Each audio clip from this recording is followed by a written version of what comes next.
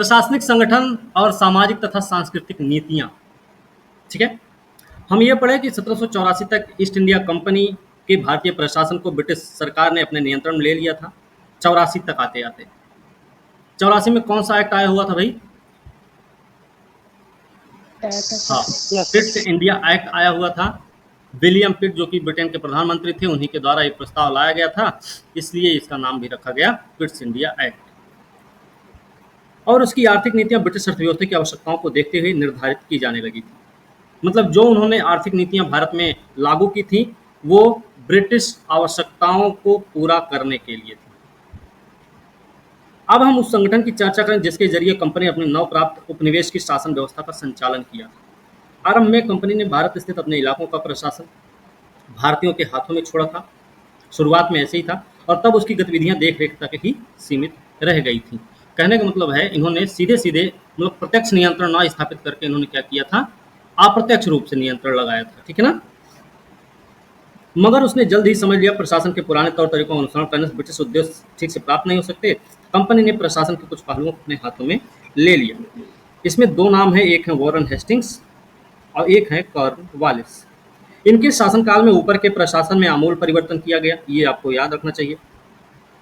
और नई व्यवस्था की नींव अंग्रेजी प्रशासन ढांचे की तर्ज पर रखी गई थी। ठीक है।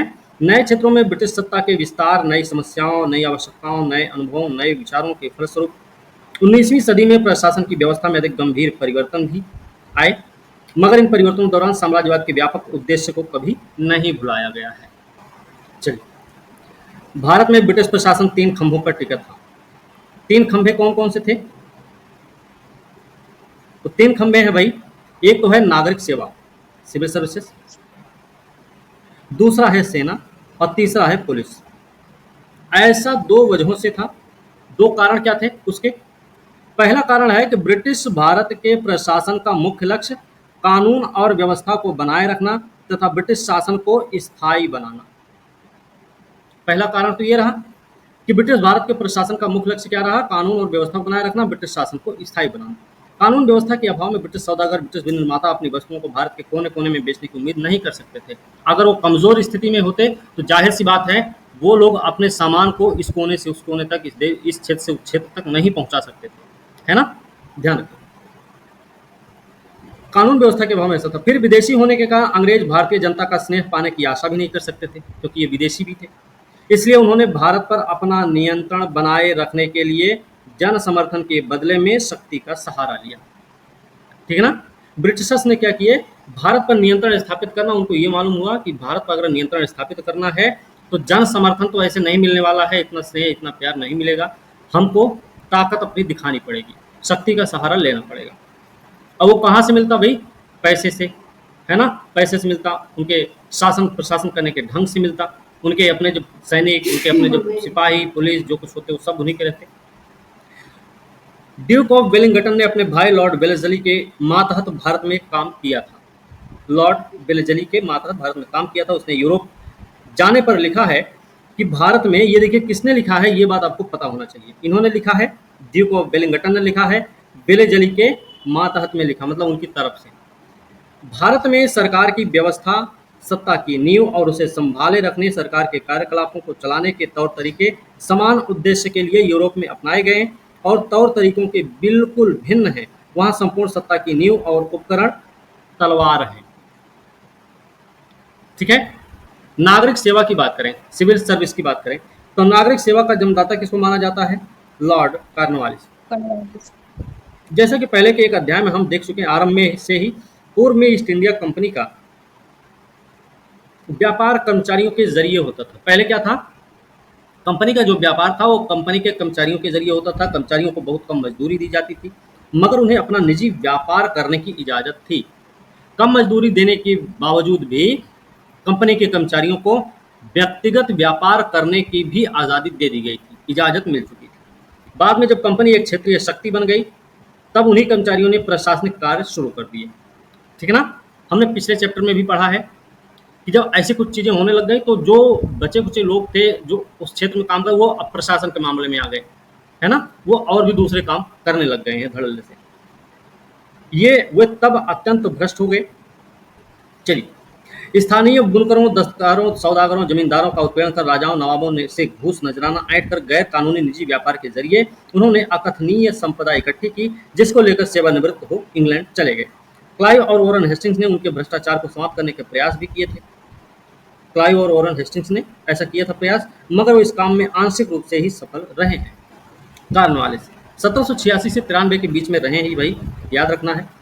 1786 से 93 में भारत का गवर्नर जनरल बनकर आया। वो प्रशासन को स्वच्छ बनाने दृढ़ प्रतिज्ञ था, याद रखना, वो प्रशासन को स्वच्छ बनाने के लिए दृढ़ प्रतिज्ञ था, मगर उसने महसूस किया कि कंपनी के कर्मचारी तब तक ईमानदारी कुशलतापूर्वक काम नहीं कर सकते जब तक उन्हें पर्याप्त वेतन नहीं दिया जाता। ये बात बहुत बाद में समझ में आती है, वो भी कॉर्नवालिस को ही समझ में आती है कि अगर हमें इन भ्रष्टाचारियों से मुक्ति पानी है, अपने कर्मचारियों की हालत को सुधारना है और इनसे अच्छी तरीके से कुशलतापूर्वक काम अगर लेना है तो इनकी सैलरी में वृद्धि करनी पड़ेगी।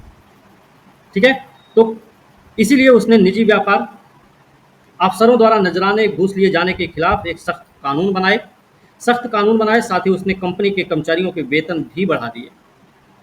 घूस नहीं लेने, ये बात याद रखना, ये काम किसने किया था। ठीक है, निजी व्यापार अफसर द्वारा नजराना घूस लेना, इस सब के लिए कानून भी बनाया और साथ ही साथ उनके क्या किया, वेतन भी बढ़ा दिए। जिले के कलेक्टर का वेतन 1500 प्रति माह निर्धारित किया गया। इसके अलावा उसे अपने जिले की कुल वसूल की गई राजस्व रकम का 1% दिया जाना तय भी हुआ था। किसके लिए? कलेक्टर के लिए बात है। ये एक एग्जाम्पल के तौर पे दिया गया है कि जिला कलेक्टर की सैलरी जो है वो तो रहेगी, जितना भी राजस्व वसूला जाएगा भाई उसका 1% हिस्सा उनके पास जाएगा। ठीक है ना? ठीक, ये ध्यान रखना। वस्तुतः कंपनी की नागरिक सेवा संसार में सबसे अधिक भुगतान पाने वाली सेवा बन गई। कॉर्नवालिस ने यह भी निर्धारित किया कि नागरिक सेवा में पदोन्नति जो होगी वो वरिष्ठता के आधार पर होगी, उसके सदस्य बाहरी प्रभाव से मुक्त रहेंगे। मतलब इन्होंने जो नागरिक सेवा में पदोन्नति का मामला रखा वरिष्ठता के आधार पर, उसका मूल मकसद था कि इन पर किसी भी प्रकार का कोई प्रेशर नहीं रहेगा। ठीक है ना, बाहरी प्रेशर से ये मुक्त रहेंगे। बात समझे? लॉर्ड वेलेजली 1800 में नागरिक सेवा में आने वाले युवा लोगों के प्रशिक्षण के लिए कलकत्ता में फोर्ट विलियम कॉलेज खोला। किसने खोला है? वेलेजली ने 1800 में किया। कहाँ पर किया? कलकत्ता में किया। फोर्ट विलियम कॉलेज नाम रखा है इसका। क्यों रखा? नागरिक सेवा में जो आने वाले युवा लोग हैं उनके प्रशिक्षण के लिए व्यवस्था। कंपनी के निदेशकों ने उसकी कार्रवाई को पसंद नहीं किया। 1806 में उन्होंने कलकत्ता के कॉलेज की जगह इंग्लैंड में हेलीबरी के अपने ईस्ट इंडियन कॉलेज में प्रशिक्षण का काम शुरू किया। ठीक है ना? तो ये हमको याद रखना है कि निदेशक जो रहे हैं, तो ये ध्यान रखना। फिर हेलीबरी, कलकत्ता के कॉलेज की जगह क्या आया? हेलीबरी में एक ईस्ट इंडियन कॉलेज था, वहां पे प्रशिक्षण का काम शुरू हुआ 1806 में। 53 तक नागरिक सेवा में सारी नियुक्तियां ईस्ट इंडिया कंपनी के निदेशक ही करते रहे। ये बात हमको पता होनी चाहिए। ईस्ट इंडिया कंपनी के निदेशक करते रहे। बोर्ड ऑफ कंट्रोल के सदस्यों को खुश रखने के लिए उन्होंने उन्हें कुछ नियुक्तियां करने का मौका दिया था। मतलब कोर्ट ऑफ डायरेक्टर्स ही सारा काम, सारी नियुक्तियां करते थे, लेकिन बोर्ड ऑफ कंट्रोल को ऐसी कोई आपत्ति ना हो, थोड़ा खुश रहेंगे, इसलिए उन्होंने क्या किया, थोड़ा सा मौका इनको भी दिया कि भाई आप भी कर सकते हैं। ठीक है ना? 1853 तक लेकिन ये काम चलता रहा। निदेशकों ने इस लाभप्रद बहुमूल्य विशेषाधिकार को बनाए रखने का संघर्ष भी किया। जब संसद ने उनके अन्य आर्थिक राजनीतिक विशेषाधिकारों को छीन लिया, तब भी उन्होंने इस विशेषाधिकार को छोड़ने से इनकार कर दिया। कब ये सारे अधिकार छीने गए होंगे? 1853 में है। 1858 में जाकर कोर्ट ऑफ डायरेक्टर्स और बोर्ड ऑफ कंट्रोल ये दोनों समाप्त भी कर दिए गए। ये बात भी हमको पता रहनी चाहिए। अंततोगत्वा 1853 में वो उसे खो बैठे जब चार्टर एक्ट ने यह कानूनी व्यवस्था लागू कर दी कि नागरिक सेवा में सारे प्रवेश कैसे होंगे? प्रतियोगी परीक्षाओं के द्वारा। 1853 का चार्टर एक्ट आता है, उसमें ये प्रावधान किया जाता है ना? कॉर्नवालिस के जमाने से ही भारतीय नागरिक सेवा की एक खास विशेषता रही है। भारतीय नागरिक सेवा की कौन सी खास विशेषता थी? कॉर्नवालिस के समय से ही भारतीयों को बड़ी सख्ती से पूरी तरह अलग रखा गया था। अधिकृत तौर पर 1793 में व्यवस्था की गई थी। प्रशासन में सारे ऊंचे ओहदों पर जहां 500 पाउंड सालाना से अधिक वेतन मिलता था, केवल अंग्रेज ही नियुक्त हो सकते थे। नीति को सरकार की अन्य शाखाओं जैसे सेना, पुलिस, न्यायपालिका, इंजीनियरिंग में भी लागू किया गया। कॉर्नवालिस की जगह गवर्नर जनरल बनकर भारत आने वाले जॉन शोर हैं। ये कब भारत के गवर्नर जनरल बन के आते हैं? अंग्रेजों का बुनियादी सिद्धांत सारे भारतीय राष्ट्र को हर संभव तौर पर अपने हितों फायदों के लिए गुलाम बनाना था। जॉन शोर का ये कथन है, भारतवासियों को हर सम्मान प्रतिष्ठा ओहदे से वंचित रखा गया, जिन्हें स्वीकार करने के लिए छोटे से छोटे अंग्रेजों की भी चिरौरी की जा सकती है। अंग्रेजों ने ऐसी नीति का अनुसरण क्यों किया? क्या कारण रहा भाई? कई कारक संयुक्त रूप से इसके लिए जिम्मेदार थे। उन्होंने अगर भारतीयों को किसी उच्च पद पर नहीं बैठाए तो उसके पीछे कुछ कारण जरूर रहे।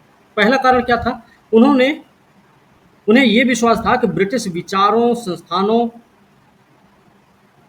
और व्यवहारों पर आधारित कोई प्रशासन केवल अंग्रेज कार्यकर्ताओं द्वारा ही पूरी तरह से स्थापित किया जा सकता है, और फिर भारतीय लोगों की योग्यता और ईमानदारी पर उनको भरोसा भी नहीं था। एक तो कारण ये हो गया, ठीक है। जैसे कोर्ट ऑफ डायरेक्टर्स के अध्यक्ष थे, ये याद रखना, चार्ल्स ग्रांट नाम है। इन्होंने भारतीय जनता की निंदा करते हुए कहा कि वह मनुष्यों की अत्यंत पतित और निकृष्ट नस्ल है, जिसमें नैतिक जिम्मेदारी की नाम मात्र की भावना रह गई है। ये चार्ल्स ग्रांट का कथन है, हमको पता होना चाहिए ये कथन क्यों कहा इन्होंने, ठीक है।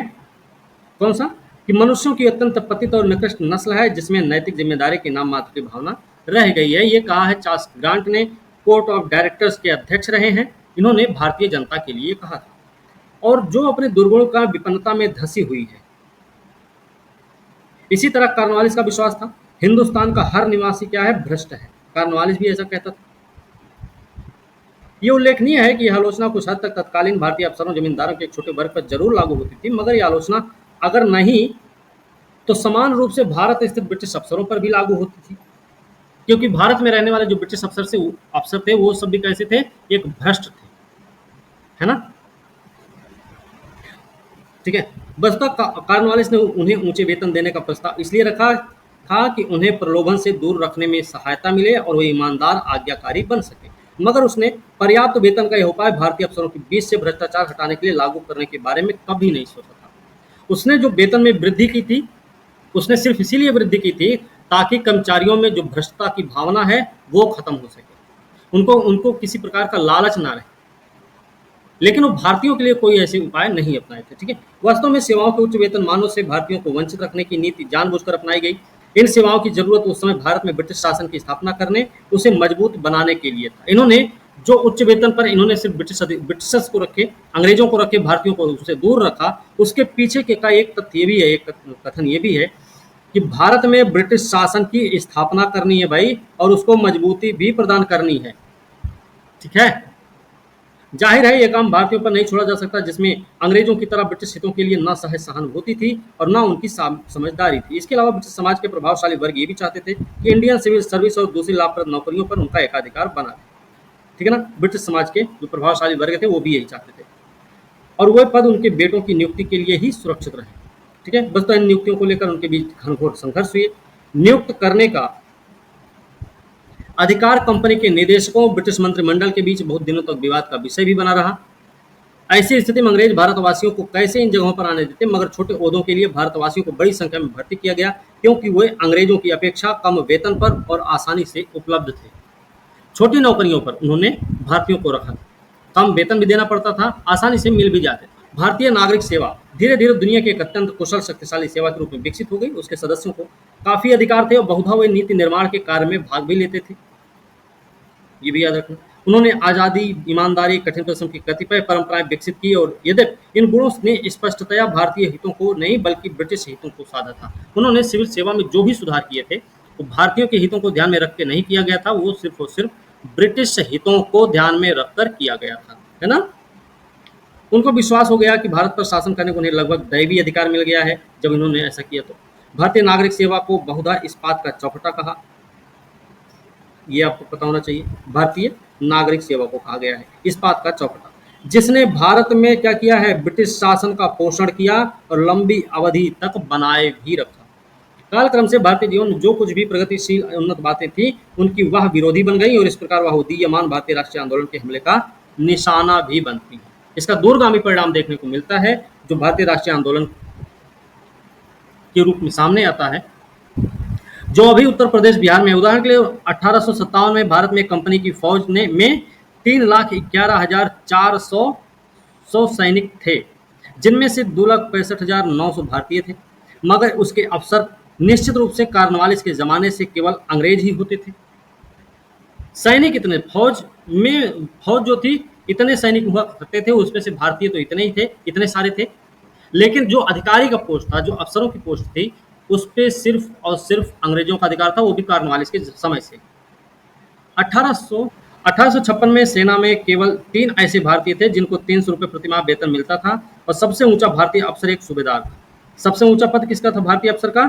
उस सूबेदार का पद था। और 3 ही पद ऐसे थे, 3 ऐसे भारतीय थे जिनको 300 रुपया प्रतिमाह मिलता था वेतन। बड़ी संख्या में भारतीय सैनिकों को काम पर लगाना पड़ता था क्योंकि ब्रिटिश सैनिक अपेक्षाकृत अधिक खर्चीले थे। ठीक है। संतुलन के लिए फौज के सारे अफसर अंग्रेज रखे जाते थे, और भारतीय सैनिकों को नियंत्रण में रखने के लिए ब्रिटिश सैनिकों को एक निश्चित संख्या में रखा जाता था। आज इस पर बड़ा अचरज होता है कि मुट्ठी भर विदेशी ऐसी फौज के जरिए भारत को जीत और नियंत्रित कर सके जिसमें भारतीयों का बहुमत था।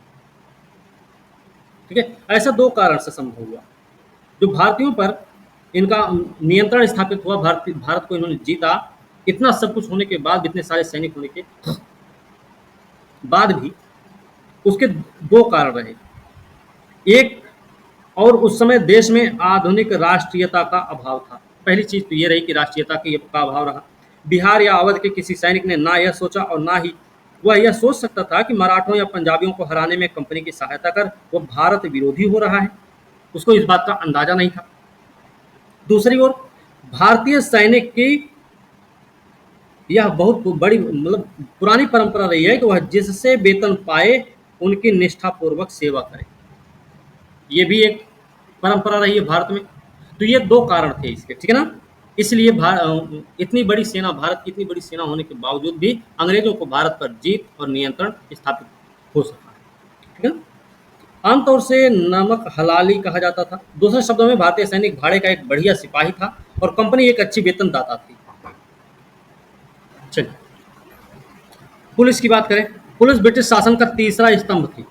उसका सृजन करने वाला भी कौन था? कॉर्नवालिस ही था। पुलिस का सृजन करने वाला कौन था? कॉर्नवालिस ही, आपको पता होना चाहिए।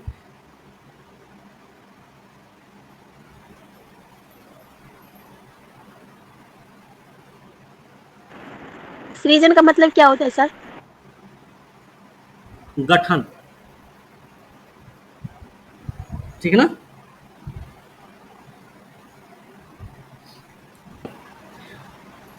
उसने जमींदारों को पुलिस कार्य से मुक्त कर दिया। पहले के जो जमींदार हुआ करते थे उनकी अपनी पुलिस व्यवस्था हुआ करती थी, उनके अपने सैनिक हुआ करते थे, उनके अपने लठैत हुआ करते थे, उनके अपने कानून भी होते थे। लेकिन कॉर्नवालिस के आने के बाद जमींदारों को इस काम से भी मुक्ति मिल गई, है ना। याद रखना, पुलिस कार्य से उनको मुक्त किया गया। कानून व्यवस्था बनाए रखने के एक नियमित पुलिस दल की स्थापना की गई। किसके द्वारा की गई भाई? कॉर्नवालिस के द्वारा। इसके लिए उसने थानों की पुरानी भारतीय व्यवस्था को लिया और उसे आधुनिक बना दिया। दिलचस्प बात यह रही, पुलिस व्यवस्था के मामले में भारत ब्रिटेन से आगे हो गया। उस समय तक ब्रिटेन में पुलिस व्यवस्था विकसित ही नहीं हुई थी। जिस समय भारत में कॉर्नवालिस पुलिस व्यवस्था विकसित कर रहा था, उस समय ब्रिटेन में पुलिस व्यवस्था का नामो निशान तक नहीं था, ठीक ना। कॉर्नवालिस ने थानों की व्यवस्था स्थापित की। हर थाने का प्रधान दरोगा होता था। दरोगा कौन होता था? देखिए, हर थाने का प्रधान दरोगा होता था, और दरोगा कौन है? भारतीय। बाद में पुलिस के जिला सुपरिंटेंडेंट जो अधीक्षक थे, उनका पद भी बनाया गया। मतलब कौन है ये? एसपी साहब। बाद में क्या किया गया? एसपी साहब, एसपी जो अधीक्षक वाली पोस्ट, वो पद बनाया गया। सुपरिंटेंडेंट जो थे वो जिले में पुलिस संगठन का प्रधान होता था। आज के समय में भी देखिए वही हालत है। पुलिस में भी भारतीयों को सभी ऊंचे ओहदों से अलग रखा गया। गांव में पुलिस की जिम्मेदारियों को चौकीदार निभाते थे। गांव में जो पुलिस की जिम्मेदारी थी वो कौन निभा रहे थे? चौकीदार। और जिनका भरण पोषण करते थे गांव वाले। पुलिस धीरे धीरे डकैती जैसे प्रमुख अपराधों को कम करने में सफल हो गई। पुलिस ने विदेशी नियंत्रण के विरुद्ध बड़े पैमाने पर षड्यंत्रों को भी रोका, और जब राष्ट्रीय आंदोलन का उदय हुआ तब पुलिस का इस्तेमाल उसे दबाने के लिए किया गया, ठीक है ना। लोगों के साथ व्यवहार में भारतीय पुलिस ने असहानुभूतिपूर्ण रूप अपनाया। संसद की एक समिति ने 1813 की अपनी एक रिपोर्ट बताया कि पुलिस ने शांति प्रिय निवासियों को उसी तरह लूटा मारा जैसे डकैत करते थे, जबकि डकैतों को दबाने के लिए उसका आयोजन किया गया था। ऐसा कौन सी रिपोर्ट है? समिति है कोई संसद की, 1813 में रिपोर्ट दी थी, उसी में ये चीज बताई गई है, ठीक है। Governor general Bentinck, Lord William Bentinck, जो भारत के पहले गवर्नर जनरल भी हैं, 32 में इन्होंने लिखा था कि जहां तक पुलिस का सवाल है वो जनता का रक्षक होने की स्थिति से कोसों दूर है। विलियम बेंटिक का कथन है। इस संबंध में जनता की भावना को बिना निम्नलिखित तथ्य का सहारा लिए मैं अच्छी तरह नहीं रख सकता। हाल के एक रेगुलेशन से बढ़कर कुछ भी अधिक लोकप्रिय नहीं हो सकता है। इस रेगुलेशन के अनुसार अगर कोई डकैती हुई तो पुलिस को तब तक जांच करने की मनाही है जब तक लूटे गए व्यक्ति उसे नहीं बुलाएं। कहने का मतलब यह है कि गडरिया भेड़िए से बड़ा भुक्खड़ हिंसक पशु है। न्यायिक संगठन, ये क्या है? वॉरेन हेस्टिंग्स से जुड़ा हुआ ये सिस्टम है, पता रहना चाहिए। दीवानी और फौजदारी कचहरियों के श्रेणीबद्ध संगठन के जरिए न्याय प्रदान करने की एक नई व्यवस्था की नींव अंग्रेजों ने रखी थी। दीवानी और फौजदारी। दीवानी वाले मामले में क्या क्या आएगा? दीवानी में शादी करवाना भी, शादी तोड़वाना भी, गोद लेना भी, है ना, गोद लिवाते भी हैं यही लोग, ठीक है। इसके अलावा अपना क्या बोलते हैं, उत्तराधिकार वाला मामला देखता है दीवानी न्यायालय। फौजदारी न्यायालय क्या देखेगा? चोर, उचक्का, डकैत, मर्डर, ये वाला मामला, है ना। इसको वॉरेन हेस्टिंग्स ने शुरू किया, लेकिन कॉर्नवालिस, शुरुआत देखिए, ठीक है, शुरुआत भाई आरंभ किया था वॉरेन हेस्टिंग्स ने, लेकिन कॉर्नवालिस ने 1793 में इसको क्या किया, मजबूत बनाया। हर जिले में एक दीवानी अदालत कायम की गई, एक दीवानी अदालत कायम की गई हर जिले में, जिसका प्रमुख जिला कौन होता था? प्रमुख होता था जिला जज। दीवानी का प्रमुख कौन था? जिला जज था, जो नागरिक सेवा का सदस्य होता था, सिविल सर्विस का। इस तरह कॉर्नवालिस ने क्या किया, दीवानी जज कलेक्टर के ओहदों को अलग अलग कर दिया। सर इसने सुन लिया। जिला अदालत के फैसलों के खिलाफ अपील पहले दीवानी अपील की 4 प्रांतीय अदालतों में हो सकती थी। दीवानी जज कलेक्टर को ओहदों को अलग कर दिया। जिला अदालत के फैसलों के खिलाफ अपील सबसे पहले कहाँ होती थी? जिला अदालत के फैसले के खिलाफ सबसे पहले अपील होती थी दीवानी, इसके 4 प्रांतीय अदालतों में हो सकती थी। अपील की आखिरी सुनवाई कहाँ होती थी? सदर दीवानी अदालत कर सकती थी, ठीक है। दीवानी की जो अपील की आखिरी सुनवाई होती थी कौन करता था? सदर दीवानी अदालत कर सकती थी। जिला अदालत के नीचे रजिस्ट्रार की अदालत होती थी, ये ध्यान रखना, जिसका प्रधान होता था कौन? यूरोपवासी। और अनेक छोटी छोटी अदालतें थी जिनके प्रधान भारतीय जज होते थे, जिन्हें बोलते थे मुंसिफ और अमीन, ठीक है, मुंसिफ और अमीन। फौजदारी मुकदमों का निपटारा करने के लिए कॉर्नवालिस ने बंगाल प्रेसिडेंसी को 4 डिवीजन में बांटा। फौजदारी मुकदमों का निपटारा करने के लिए कॉर्नवालिस ने बंगाल प्रेसिडेंसी को 4 डिवीजन में बांट दिया। उसने उनमें से हर एक में क्षेत्रीय न्यायालय, सभी में उसने जो 4 डिवीजन थे सभी के क्षेत्रीय न्यायालय बनाए, कोर्ट ऑफ सर्किट जिसको बोल सकते हैं हम, जिनके प्रधान कौन होते थे? नागरिक सेवा के लोग होते थे। इनके नीचे छोटे छोटे मुकदमों का फैसला करने के लिए बड़ी संख्या में भारतीय मजिस्ट्रेट होते थे, भारतीय लोग होते थे इनके नीचे। क्षेत्रीय न्यायालय जो कोर्ट ऑफ सर्किट के फैसलों के खिलाफ सदर निजामत अदालत में अपील होती थी, ये आपको पता होना चाहिए, ठीक है। कहाँ? निजामत में, सदर निजामत अदालत में होती थी। फौजदारी अदालतों ने मुस्लिम फौजदारी कानून को संशोधित भी किया था, ये भी आपको पता होना चाहिए, कम सख्त रूप में उनको लागू किया, जिससे शरीर के अंगों को काटने या इस प्रकार की अन्य सजाएं देने की मनाही कर दी गई। दीवानी अदालतों ने उस पारंपरिक कानून को लागू किया जो किसी क्षेत्र या जनता के किसी हिस्से के बीच बहुत पुराने जमाने में से चला आ रहा था। विलियम बेंटिक ने 1831 में अपील कर प्रांतीय अदालतों और क्षेत्रीय न्यायालयों को खत्म कर दिया। लागू करने का काम हेस्टिंग्स का था, खत्म किया है बेंटिक ने आके। क्षेत्रीय अदालतें, उनका काम पहले कमीशन और बाद में जिला जज, जिला कलेक्टर को सौंप दिया गया। पहले कमिश्नरों को दिया गया, उसके बाद दिया गया जिला जजों को, फिर जिला कलेक्टर को दे दिया गया। बेंटिक ने न्यायिक सेवा में काम करने वाले भारतीयों के दर्जे और अख्तियार बढ़ा दिए। उसने भारतीयों को डिप्टी मजिस्ट्रेट, याद रखना, ये विलियम बेंटिक का नाम भी याद रखना भाई, मजिस्ट्रेट, सबऑर्डिनेट जज, प्रिंसिपल, सदर, अमीर सब नियुक्त किए। सदर दीवानी अदालत और सदर निजामत अदालत की जगह पे क्या बनाया गया? 1865 में कलकत्ता, बम्बई और मद्रास में उच्च न्यायालय, हाई कोर्ट की स्थापना की गई थी, ठीक ना। ये बात हमें पता होनी चाहिए। कलकत्ता, मद्रास और बम्बई में उच्च न्यायालय स्थापित किए गए थे। तो उस समय सदर दीवानी अदालत और सदर निजामत अदालत को हटाया गया था। किसके द्वारा किया गया था मामला? 1865 में है। तो 1865 में कौन रहा भारत का वायसराय? तो अधिनियम और पुराने कानूनों को संहिताबद्ध करने की प्रक्रियाओं के द्वारा अंग्रेजों ने क्या किया, कानूनों की नई प्रणाली स्थापित कर दी। भारत में न्याय की परंपरागत प्रणाली जो मुख्य रूप से प्रचलित कानूनों पर आधारित होती थी, ये बात हमको याद रखनी चाहिए, जो लंबी परंपरा रिवाज से निकली हुई थी, अनेक कानून शास्त्रों, शरीयत और शाही फरमानों पर आधारित था। हालांकि अंग्रेज आमतौर से प्रचलित कानून को लागू करते रहे, लेकिन धीरे धीरे उन्होंने कानूनों की एक नई प्रणाली विकसित की। इसके पीछे का मूल कारण क्या हो सकता है कि उन्होंने एकाएक बदलाव नहीं किया। हमने आपको पहले भी बताया है, बंगाल पर वो एकाएक शासन स्थापित नहीं किए, उसके पीछे का कारण था कि वो जनता का विरोध स्वरूप सहन नहीं करना चाह रहे थे, और जनता उनको एकाएक एक्सेप्ट भी नहीं करती किसी राजा के रूप में या किसी नवाब के रूप में। तो इसलिए उन्होंने क्या किया, नवाबों को बैठाते रहे और खुद भी काम करते रहे मिलजुल के। धीरे धीरे करते करते क्या किया, उन्होंने बंगाल पर अपना शासन स्थापित कर लिया। वही काम उन्होंने यहाँ पर भी किया। जो कानून पहले से चले आ रहे थे उनमें उन्होंने एकाएक बदलाव नहीं किया, उसी आधार पर वो कानून व्यवस्था को चलाते रहे, लेकिन धीरे धीरे करते करते उन्होंने क्या किया, कानून व्यवस्था की एक नई तकनीक को लाकर उन्होंने सामने रखा। धीरे धीरे नई व्यवस्था को भी स्थापित करते रहे, पुरानी व्यवस्था के साथ चलते रहे, नए तरीके को भी अपनाते रहे। ठीक है, उन्होंने रेगुलेशन लागू किए, तत्कालीन कानूनों को संहिताबद्ध किया, उन्हें बहुधा न्यायिक व्याख्याओं के द्वारा सुव्यवस्थित करके आधुनिक भी बनाया। 1833 के चार्टर एक्ट के कानून बनाने के सारे अख्तियार काउंसिल की सहमति से गवर्नर जनरल को दे दिए गए। 1833 का चार्टर एक्ट है जिसमें क्या किया गया, कानून बनाने के जितने भी सारे मामले थे वो काउंसिल की सहमति ली और गवर्नर जनरल को पकड़ा दिया गया। इसका मतलब यह था कि अब भारतीय उत्तरोत्तर मानव निर्मित कानूनों के तहत ही रहेंगे, भारतीय उत्तरोत्तर मानव निर्मित कानूनों के तहत रहेंगे, जो अच्छे बुरे कुछ भी हो सकते हैं। परंपरागत कानूनों के सहारे नहीं, शास्त्रों में लिखे कानूनों के सहारे नहीं, बल्कि जो यहाँ कानून लागू किए जाएंगे उनके आधार पर ही आगे बाद में भी यही काम चलता रहेगा। जो कानून लागू किए जाएंगे उन्हीं के आधार पर लोगों को चलना भी पड़ेगा। ठीक है, इसका मतलब यही हुआ। मगर वो स्पष्ट रूप से मानवीय तर्क की उपज थे। दूसरे शब्दों में कहा जाए तो लोग उन कानूनों के तहत नहीं रहेंगे जिनका आंख मूंद कर पालन करना पड़ता था। इन्होंने ये बात सोची थी।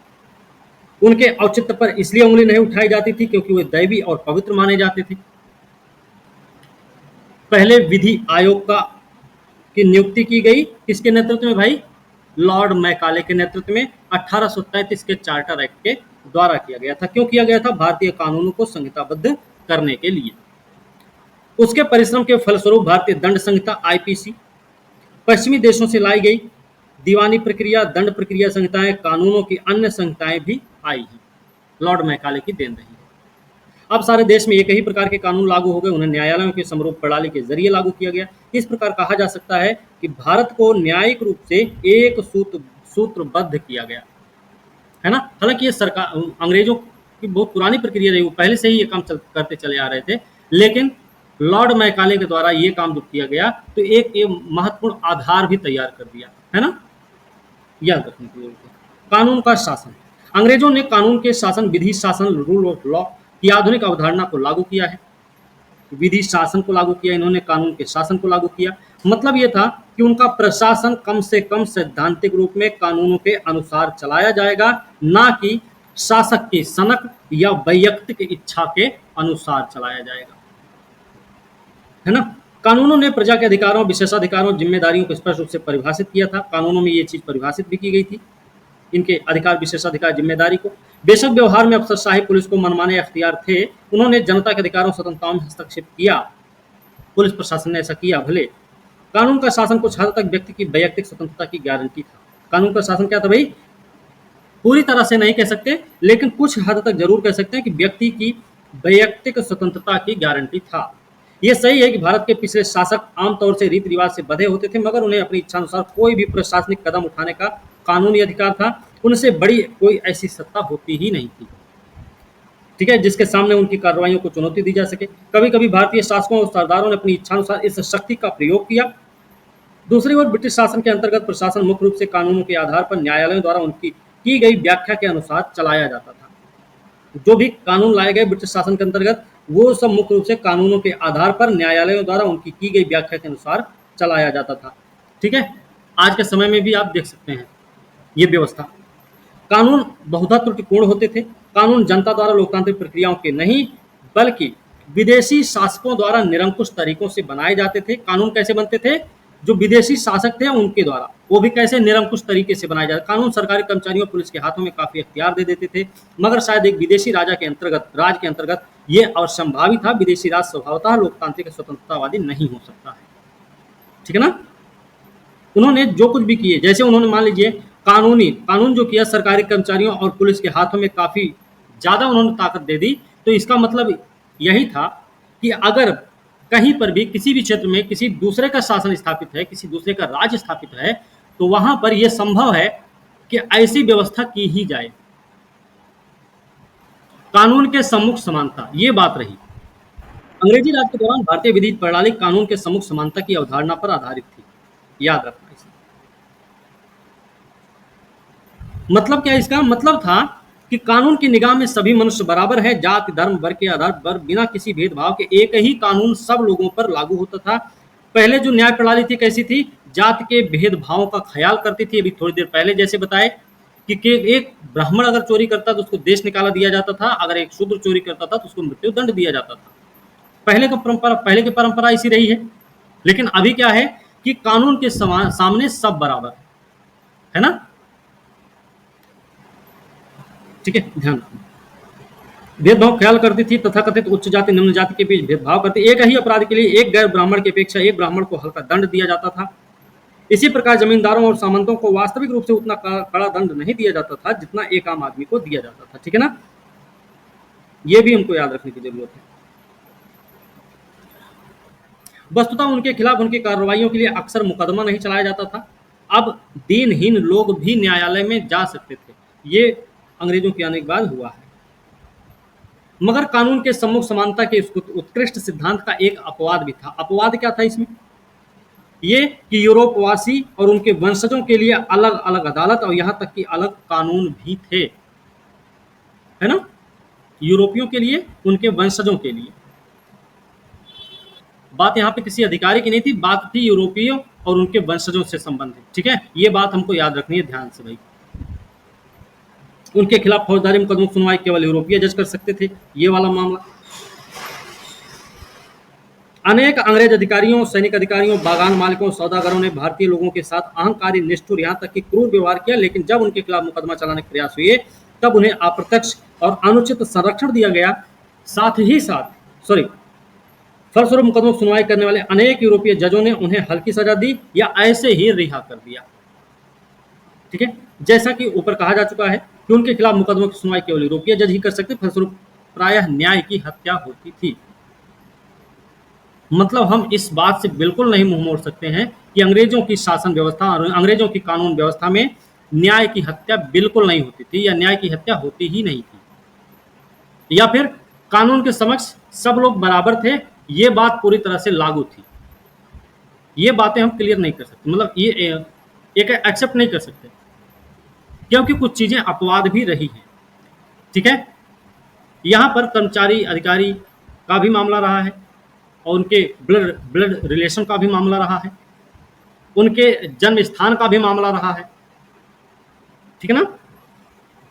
व्यवहार में एक अन्य प्रकार की कानूनी असमानता उभर कर आई। न्याय काफी महंगा हो गया अंग्रेजों के आने के बाद, ये वाली व्यवस्था आई। न्याय काफी महंगा हुआ, क्यों? क्योंकि कोर्ट फीस का भुगतान करना पड़ता था, वकील करने पड़ते थे, गवाहों के खर्च को पूरा करना पड़ता था, ये सारे काम करने पड़ते थे, इसलिए भाई न्याय जो है काफी महंगा हो गया था। इस पे एक कथन और कारण के रूप में प्रश्न भी हो सकता है कि ब्रिटिशों द्वारा स्थापित की गई कानून व्यवस्था या न्याय व्यवस्था काफी महंगी थी। कारण में दे दिया जाएगा, कोर्ट की फीस, वकील का खर्चा, साथ ही साथ गवाहों के खर्चों को पूरा करना होता था।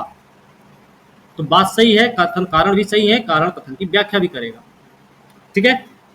आमतौर से कचहरियां दूर शहरों में होती थी, मुकदमे वर्षों तक चलते थे। जटिल कानून अशिक्षित गैर जानकार किसानों की समझदारी से बाहर थे, तो उनको समझ में भी इतना नहीं आता था। निरपवाद रूप से धनी लोग कानूनों कचहरियों को अपने पक्ष में मोड़ सकते थे। निरपवाद रूप से किसी गरीब आदमी को निचली अदालत से अपील सुनने वाली सबसे बड़ी अदालत एक न्याय की लंबी प्रक्रिया में ले जाने और फलस्वरूप उसे पूरी तरह बर्बाद करने की धमकी ही उसे घुटने टेकने के लिए मजबूर कर देती, ठीक है। बिना सरकारी कार्रवाई से डरे जमींदार रैयतों पर अत्याचार करते थे। इसके अलावा इसके विपरीत अंग्रेजी राज्य के पहले जो न्याय प्रणाली थी वो अपेक्षाकृत अनौपचारिक थी, शीघ्र थी, कम खर्चीली होती थी। ठीक है, अंग्रेजों की न्याय व्यवस्था और भारत की न्याय व्यवस्था में ये सबसे बड़ा अंतर रहा है। भारत की न्याय व्यवस्था अनौपचारिक थी, शीघ्र वाली थी, भाई जल्दी जल्दी निपटारा करना होता था और साथ ही साथ कम खर्चीली व्यवस्था होती थी। लेकिन अंग्रेजों की व्यवस्था इसके बिल्कुल उलट हो गई थी। ठीक है, इस प्रकार यदि नई न्याय प्रणाली उस हद तक प्रगतिशील थी जिस हद तक वह कानून के शासन, कानून के सम्मुख समानता के प्रशासकीय सिद्धांतों, विवेकपूर्ण मानवचित मानव निर्मित कानूनों पर आधारित थी, तथापि वह कुछ अन्य दृष्टियों से बहुत खराब भी थी। और खराब होने का कारण क्या है, खराब होने में किस मामले में खराब थी ये हमने अभी देख लिया।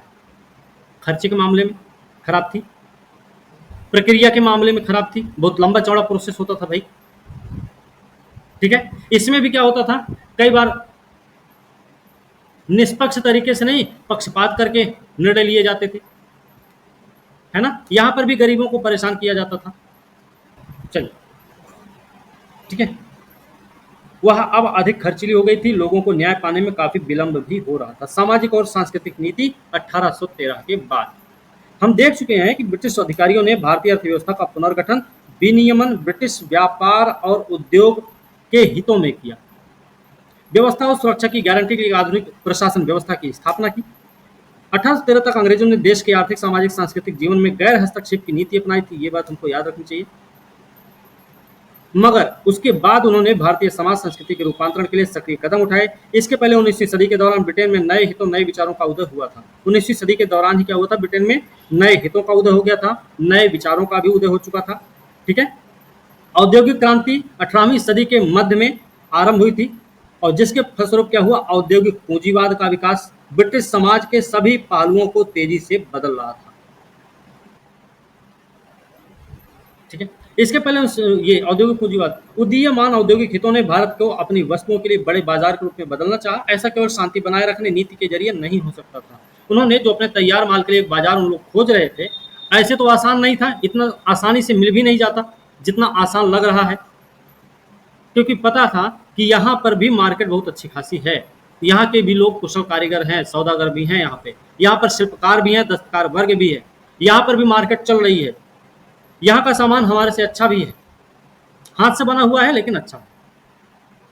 शांति के साथ वो काम नहीं हो सकता था, तो उनको क्या करना पड़ता भाई, उन भारतीय समाज के आंशिक रूपांतरण और आधुनिकीकरण की आवश्यकता थी।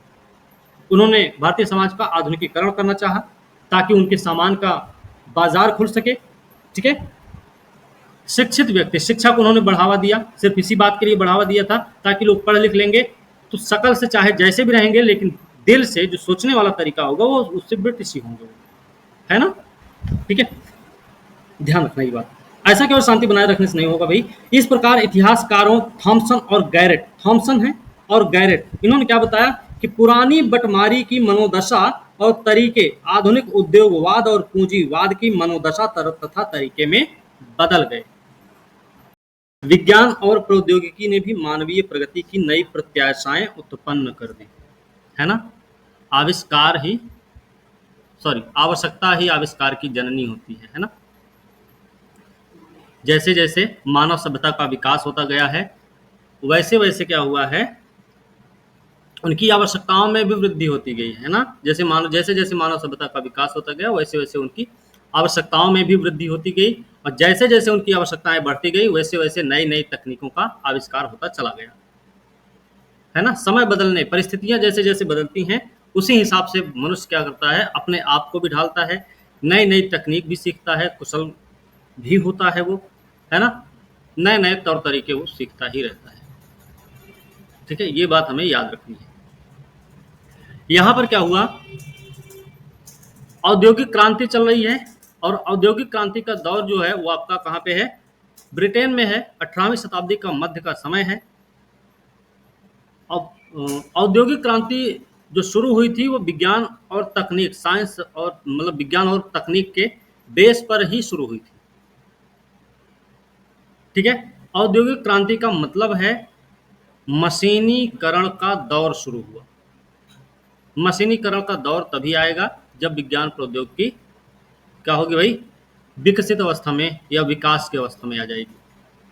ठीक है, अभी तक क्या था कि मनुष्य अपना हाथ से कपड़े की बुनाई कर रहा था, खेती होती हाथ से ही कर रहा था, जो भी काम थे वो हाथ से ही चल रहे थे, लेकिन इस औद्योगिक क्रांति ने मशीनीकरण के उस दौर को जन्म दे दिया कि जिसमें हाथ से बनाने की कला जो होती थी, उससे कम समय में ज़्यादा मात्रा में उत्पादन भी ही नहीं हुआ, बल्कि क्वालिटी में भी क्या हुआ, सुधार हुआ। समय कम लगा, ज़्यादा उत्पादन होने की वजह से उनके माल में भी क्या हुआ, उनके जो उत्पादन रहे हैं उत्पाद, उनके मूल्यों में भी कमी रही, है ना। तो ये कुछ चीज़ें रही हैं। तो इस विज्ञान प्रौद्योगिकी ने क्या कर दिया, मानवीय प्रगति की नई प्रत्याशाओं को उत्पन्न कर दिया था। को क्या मालूम हुआ कि भाई देश मतलब दूसरे देश के भारत के संसाधनों का दोहन फिर कैसे किया जाए, उसके लिए उनके पास टेक्निक आ गई। तो विज्ञान प्रौद्योगिकी ने भी मानवीय प्रगति की नई प्रत्याशाएं उत्पन्न कर दी। 18वीं 19वीं सदियों के दौरान ब्रिटेन यूरोप में नए विचारों का एक नया ज्वार देखा गया, जिसने भारतीय समस्याओं के प्रति ब्रिटिश दृष्टिकोण को प्रभावित किया। सारे यूरोप में सोच विचार, तौर तरीकों, नैतिकता के नए दृष्टिकोण सामने आ रहे थे, पूरे के पूरे यूरोप में। 1789 की महान फ्रांसीसी क्रांति ने अपने स्वतंत्रता, समता, बंधुत्व के संदेश द्वारा शक्तिशाली जनतांत्रिक भावनाएं उत्पन्न की और आधुनिक राष्ट्रीयता की शक्ति को फैलाया। ये कब हुई है? 1789 में। 3 इसके नारे रहे, स्वतंत्रता, समानता, बंधुत्वता। संदेश द्वारा शक्तिशाली जनतांत्रिक भावनाएं उत्पन्न की, आधुनिक राष्ट्रीयता की शक्ति को फैलाया। इस व्यवस्था ने सिर्फ सुख सुविधाएं ही नहीं दी थी, इस व्यवस्था ने हमको काहिल ही नहीं बनाया था, इस व्यवस्था ने हमको एक दूसरे को समझने का मौका भी दिया था। नई प्रवृत्ति का चिंतन के क्षेत्र में प्रतिनिधित्व किया बेकन महोदय ने, लॉक ने, वोल्टेयर ने, रूसो, कांट, एडम स्मिथ और बेंथम। और साहित्य के क्षेत्र में वर्ड्सवर्थ, बायरन, शैली और चार्ल्स डिकेंस महोदय ने किया। इन नई प्रवृत्तियों के का चिंतन के क्षेत्र में जो प्रतिनिधित्व दिया था, उसमें बेकन का नाम आता है, लॉक का नाम आता, वोल्टेयर है, रूसो, कांट, एडम स्मिथ और बेंथम है। साहित्य के क्षेत्र में वर्ड्सवर्थ है, बायरन और शैली, तथा साथ में चार्ल्स डिकेंस महोदय हैं। नया चिंतन 18वीं शताब्दी की बौद्धिक क्रांति, फ्रांसीसी क्रांति, औद्योगिक क्रांति से उत्पन्न हुआ था। ये जो नया चिंतन था वो किससे आया था? बौद्धिक क्रांति से आया था, फ्रांसीसी क्रांति से आया था, औद्योगिक क्रांति से आया था। स्वभावतः इस नए चिंतन का प्रभाव भारत में महसूस किया गया। उसने सरकार की शासकीय धारणाओं को भी कुछ हद तक प्रभावित किया था। नए चिंतन की 3 प्रमुख विशेषता थी। कौन कौन सी 3 प्रमुख विशेषताएं हैं? विवेकशीलता, तर्क और विज्ञान में विश्वास, मानवतावाद या मनुष्य के प्रति प्रेम और मानव की प्रगति करने की क्षमता में आस्था, तथा विवेकशील वैज्ञानिक दृष्टिकोण, है ना। ये सब इस बात के सूचक थे कि केवल वही चीज सही मानी जाएगी जो मानवीय तर्क के अनुकूल होगी और व्यवहार में जिसकी परीक्षा की जा सके।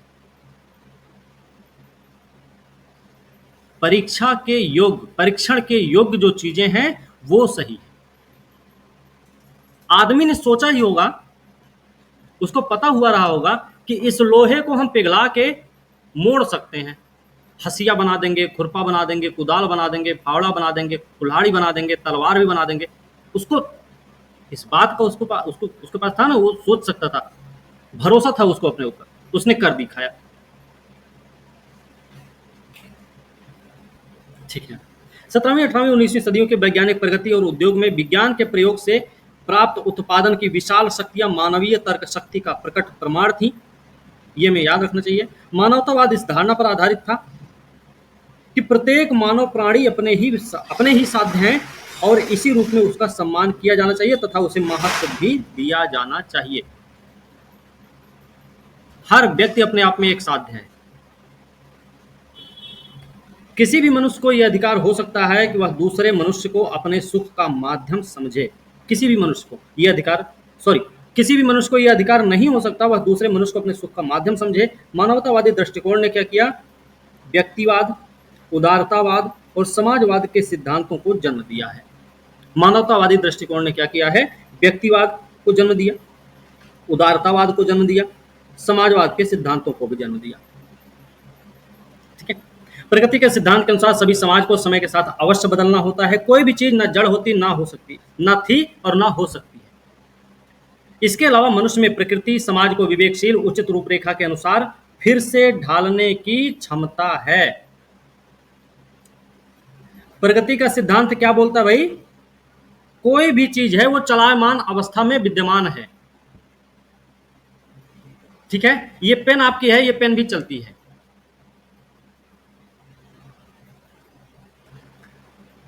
यूरोप में चिंतन की नई लहरों का पुराने दृष्टिकोण से टकराव हुआ। भारत संबंधी नीति निर्धारित करने वालों तथा भारतीय प्रशासन चलाने वालों के बीच दृष्टिकोण में संघर्ष हुआ। अब भारत संबंधी नीति निर्धारित करने वाले और भारतीय प्रशासन चलाने वालों के बीच में दृष्टिकोण में संघर्ष हुआ। मतलब जो नीति बनाने वाले कौन है? अंग्रेज ही हैं। प्रशासन चलाने वाले भी अंग्रेज हैं।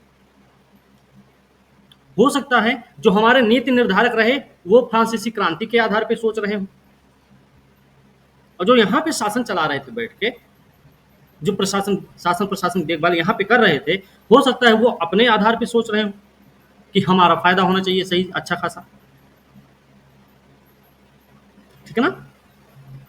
दृष्टिकोणों में सर नीति जो चलो, पुराना दृष्टिकोण को रूढ़िवादी परंपरागत दृष्टिकोण कहा जाता था। यह दृष्टिकोण भारत में यथासंभव कम से कम परिवर्तन करने का पक्षपाती था।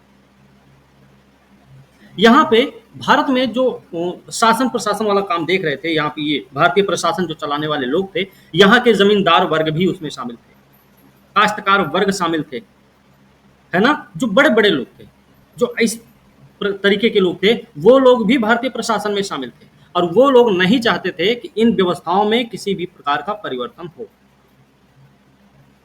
क्योंकि उसमें उनको अपना नुकसान नजर आ रहा था, है ना? यह दृष्टिकोण भारत में यथासंभव कम से कम परिवर्तन करने का हिमायती था, पक्षपाती था भाई। इस दृष्टिकोण के शुरू के काल में प्रतिनिधि वॉरेन हेस्टिंग्स और प्रसिद्ध लेखक तथा सांसद एडमंड बर्क थे, ठीक है, जो परिवर्तन चाह रहे। Edmund Burke. बाद के प्रतिनिधि आए प्रसिद्ध अफसर मुनरो, मैल्कम, एल्फिंस्टन, मैटकॉफ। बाद में ये लोग भी इसमें शामिल हुए। शुरुआत में लेकिन दो ही लोग थे, वॉरेन हेस्टिंग्स और कौन है? एडमंड बर्क महोदय। ठीक है ना? रूढ़िवादियों का कहना था कि भारतीय सभ्यता यूरोपीय सभ्यता से भिन्न थी, मगर अवश्यंभावी रूप से उससे निकृष्ट नहीं थी। जो रूढ़िवादी लोग, उनका तर्क गलत नहीं था। भारतीय जो सभ्यता है सबसे अच्छी सभ्यता रही है ना? उनमें से अनेक भारतीय दर्शन संस्कृति की इज्जत और प्रशंसा करते थे। ये जो लोग थे, बर्क महोदय, हेस्टिंग्स हैं, उसके बाद मुनरो, मैल्कम, एल्फिंस्टन, मैटकॉफ हैं, इनमें इन्हीं लोगों की बात हो रही है, इनमें और किसी और की बात नहीं हो रही है, इन्हीं लोगों की बात हो रही है कि इसमें कुछ ऐसे रूढ़िवादी टाइप के व्यक्ति थे जो ये कहते थे भारतीय सभ्यता जो है यूरोपीय सभ्यता से अलग थी और निकृष्ट भी थी। ठीक है? वो भारतीय दर्शन संस्कृति की इज्जत प्रशंसा करते थे। अनेक लोग ऐसे थे जो भारतीय संस्कृति दर्शन की इज्जत प्रशंसा भी कर रहे थे। ये महसूस करते हुए कि कुछ पश्चिमी विचारों रिवाजों को लागू करना जरूरी हो सकता है, उन्होंने प्रस्ताव किया कि उन्हें बहुत सावधानी पूर्वक और धीरे धीरे लागू किया जाए। सामाजिक स्थिरता को सर्वोपरि रखते हुए उन्होंने तेज बदलाव के किसी भी कार्यक्रम का विरोध किया। उन्होंने महसूस किया कि व्यापक और जल्दबाजी में किए गए परिवर्तन देश में तीव्र प्रतिक्रिया उत्पन्न करेंगे। इंग्लैंड और ब्रिटिश शासन के बिल्कुल अंत तक भारत में रूढ़िवादी दृष्टिकोण प्रभावशाली बना रहा है। ये लाइन उनको याद रखनी चाहिए। जो ये समझते थे, जो परिवर्तन चाह रहे थे, वो एकाएक परिवर्तन के हिमायती भी नहीं थे, क्योंकि उनको ये लगता था कि अगर हमने एकाएक परिवर्तन करना शुरू किया तो इससे भारतीय जनता में विद्रोह की भावना भड़केगी और फिर जो ब्रिटिश सत्ता है उसको यहां पर टिकने का मौका नहीं मिलेगा। ठीक है? चलिए, वस्तुतः भारत में ब्रिटिश अफसरों का बहुमत आमतौर से रूढ़िवादी दृष्टिकोण वाला ही था। तो रूढ़िवादी दृष्टिकोण वाले कौन कौन थे ये आपको पता होना चाहिए। कौन कौन भाई? नाम याद रखना, पेपर में पूछा गया है। इनका नाम हो हेस्टिंग है, बर्क है, मुनरो, मैल्कम। ठीक है? ये सब लोग ऐसे हैं रूढ़िवादी टाइप के व्यक्ति। रूढ़िवादी दृष्टिकोण की जगह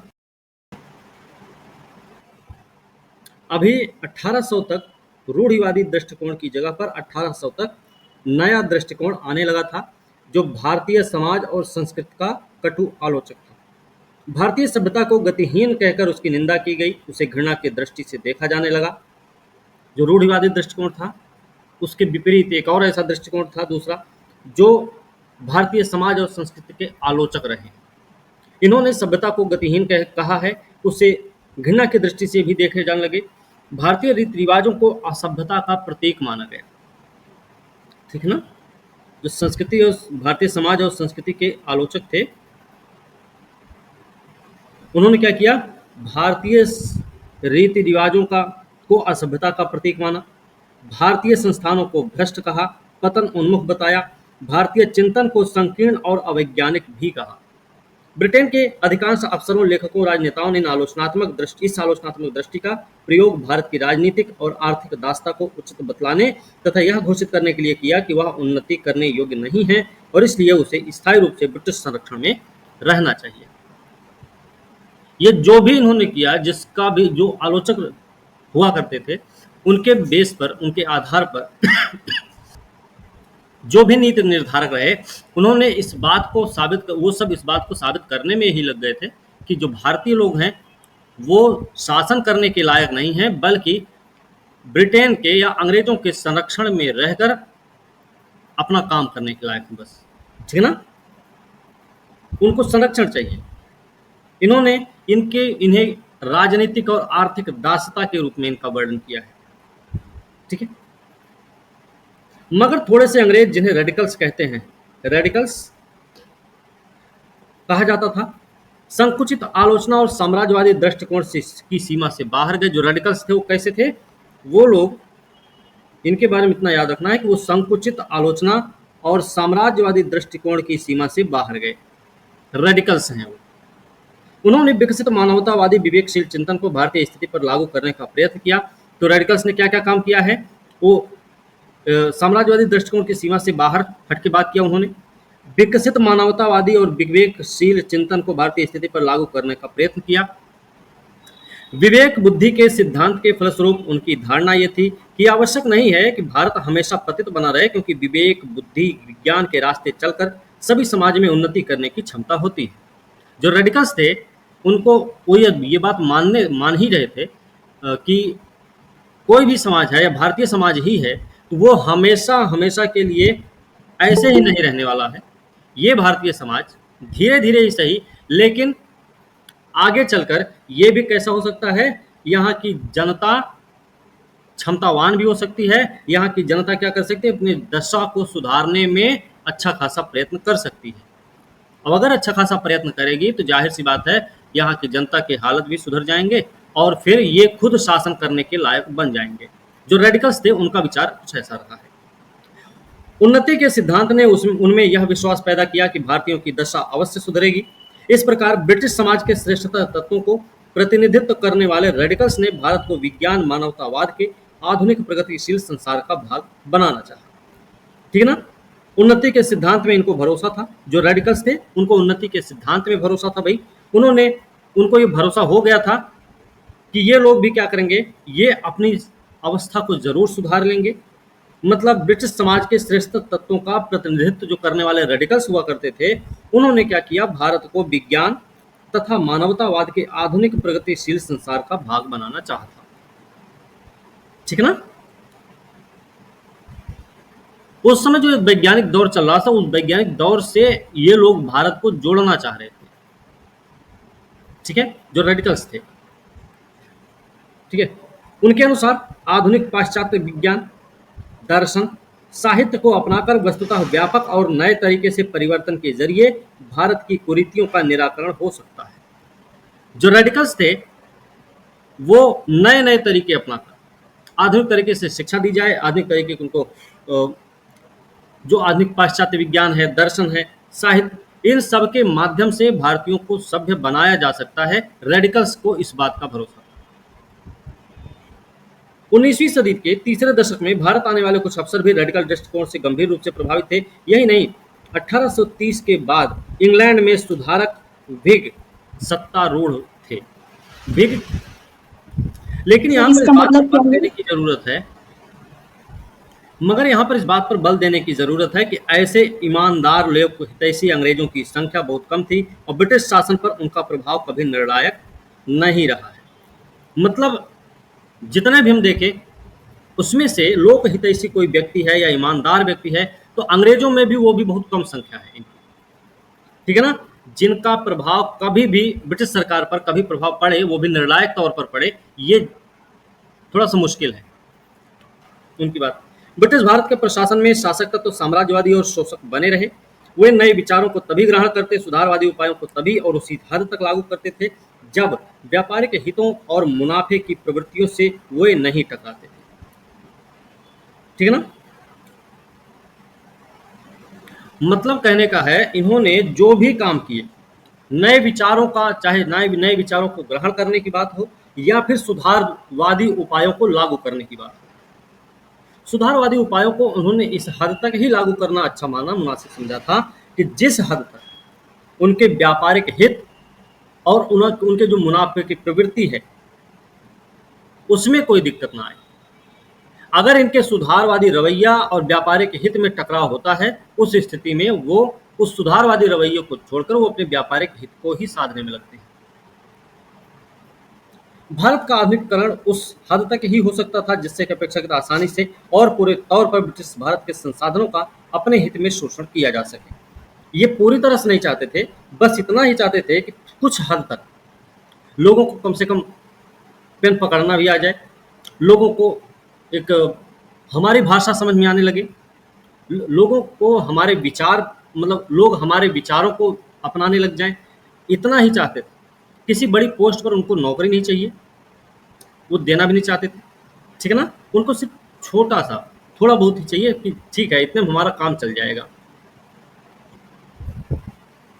इस प्रकार भारत के आधुनिकीकरण को अनेक अंग्रेज अधिकारी, व्यवसायी और राजनेताओं ने स्वीकार कर लिया था। एक चीज यहाँ पर और देख लेंगे हम लोग, भारत में आधुनिकीकरण को किस हद तक अंग्रेज चाहते थे। तो किस हद तक चाहते थे कि भाई आसानी से और पूरे तौर पर, आसानी से और उसी हद तक चाहते थे जिसमें आसानी से और पूरे तौर पर ब्रिटिश भारत के संसाधनों का अपने हित में शोषण कर सके, यही तक चाहते थे, बस इससे ज्यादा नहीं। आधुनिकीकरण को अनेक अंग्रेज अधिकारी, व्यवसायी और राजनेताओं ने स्वीकार कर लिया क्योंकि हिंदुस्तानियों को ब्रिटिश वस्तुओं का बेहतर ग्राहक बनाना था।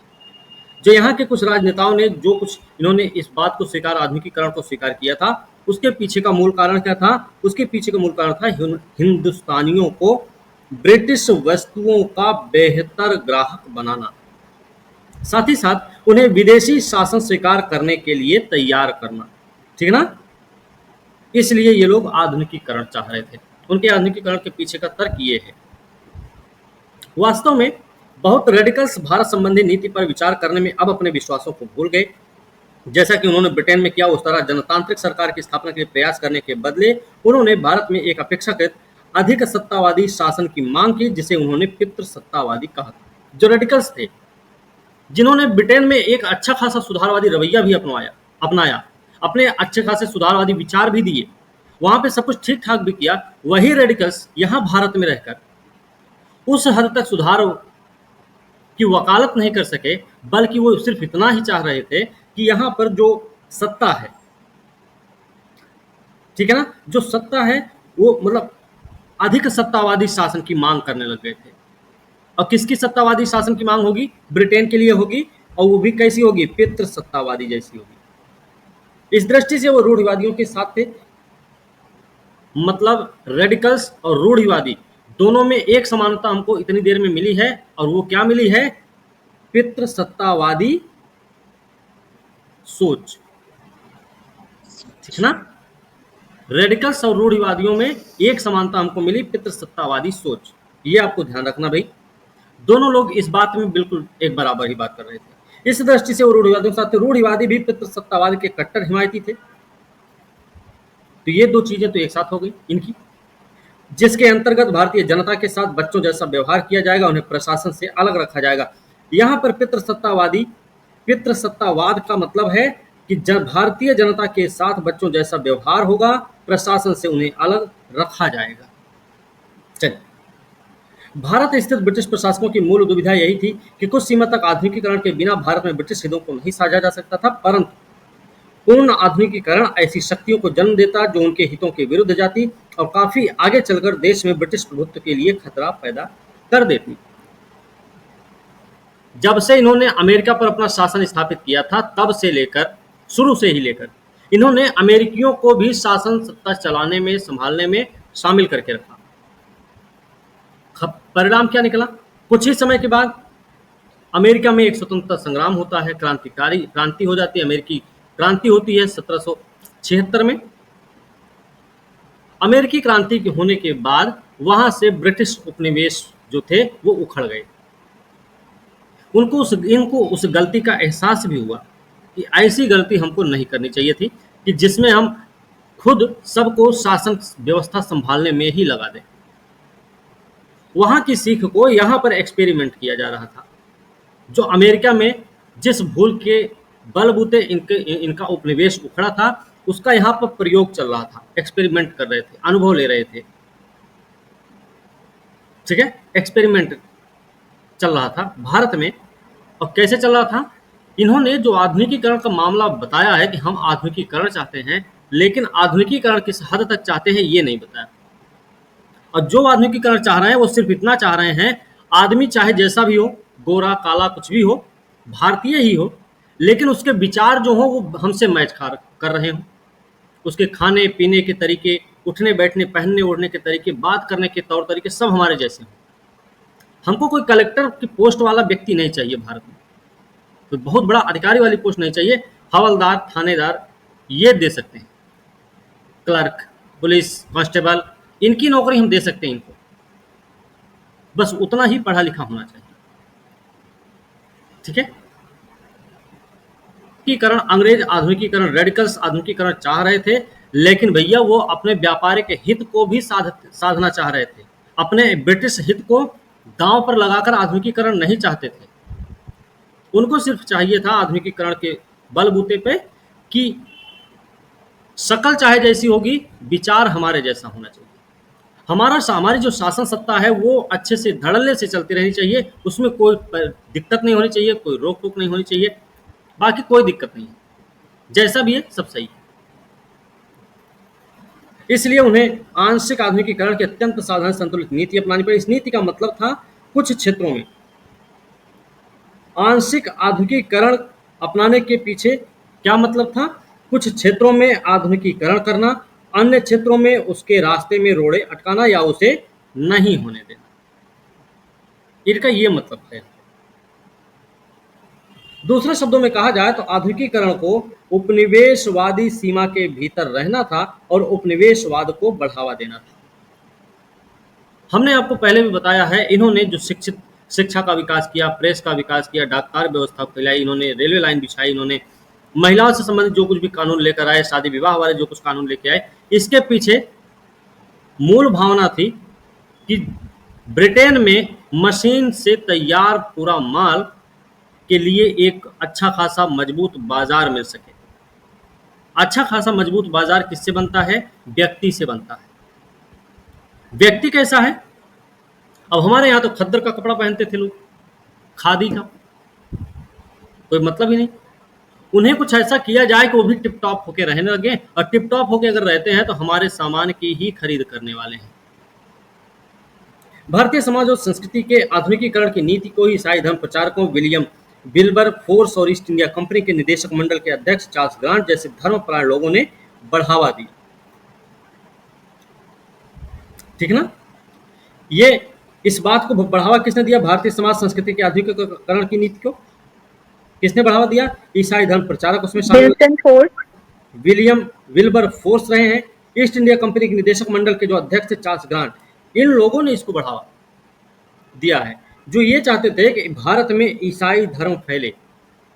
मतलब ईसाई मिशनरियों के माध्यम से ये अपने भारत में अपने धर्म का प्रचार प्रसार ही नहीं, बल्कि पूरे इंग्लैंड को या फिर ईस्ट इंडिया कंपनी के लिए एक सपोर्ट खोज रहे थे, जिसके काम के लिए इन्होंने इन लोगों को लगा रखा था।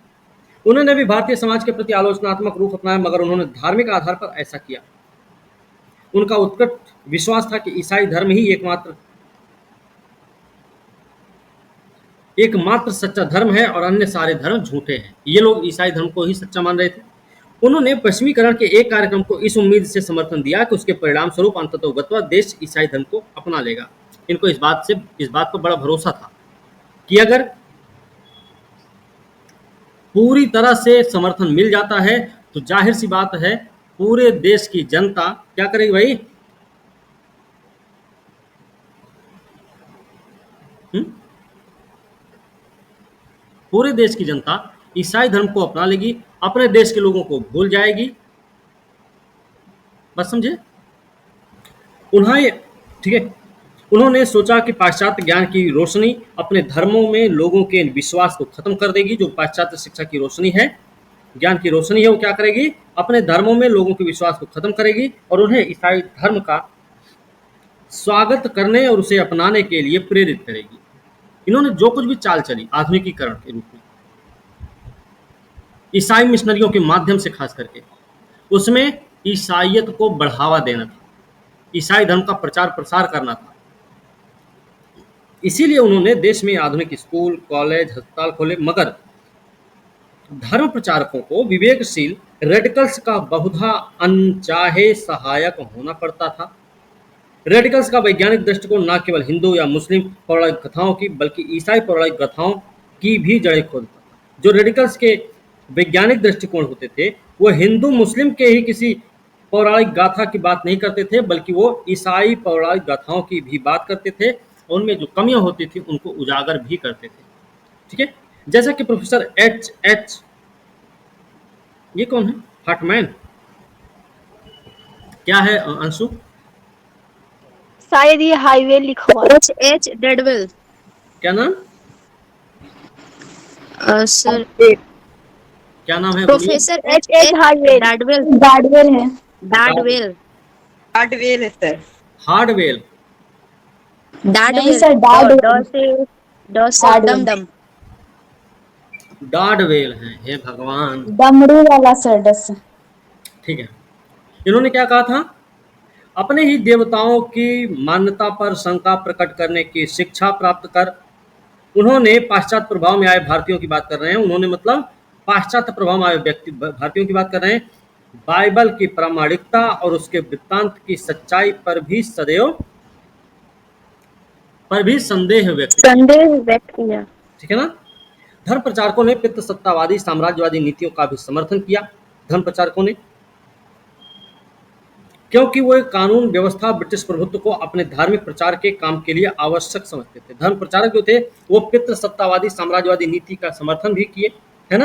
और वो क्यों किए? क्योंकि उनको ये लग रहा था कि ये जो कानून और व्यवस्था है और ब्रिटिश प्रभुत्व है, इनको अपने धर्म प्रचार के काम के लिए, मतलब इन्होंने इसके लिए इन सबको काफी समझा था कि ये सब सपोर्टिव है, समर्थन देंगे, इस तरीके से हम अपना काम आसानी से कर सकते हैं। ये आशा दिलाकर कि ईसाई धर्म ग्रहण करने वाले ब्रिटिश वस्तुओं के अच्छे ग्राहक होंगे, उन्होंने ब्रिटिश सौदागरों विनिर्माताओं से उनका समर्थन प्राप्त करना चाहिए। भारत सरकार ने व्यापक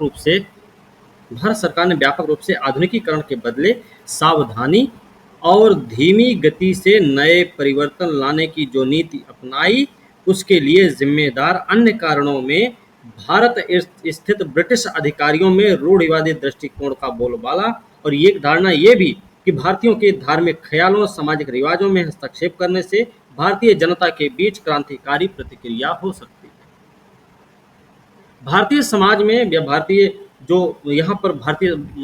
समाज के बीच में या भारत में जो आधुनिकीकरण के विकास के मामले बहुत धीमे पड़े, उसके पीछे के जो कारण रहे हैं उसमें सबसे पहला कारण और सर्वप्रमुख कारण रहा है ये रूढ़िवादी विचारक। सबसे पहले टांग अड़ाने वाले यही लोग थे।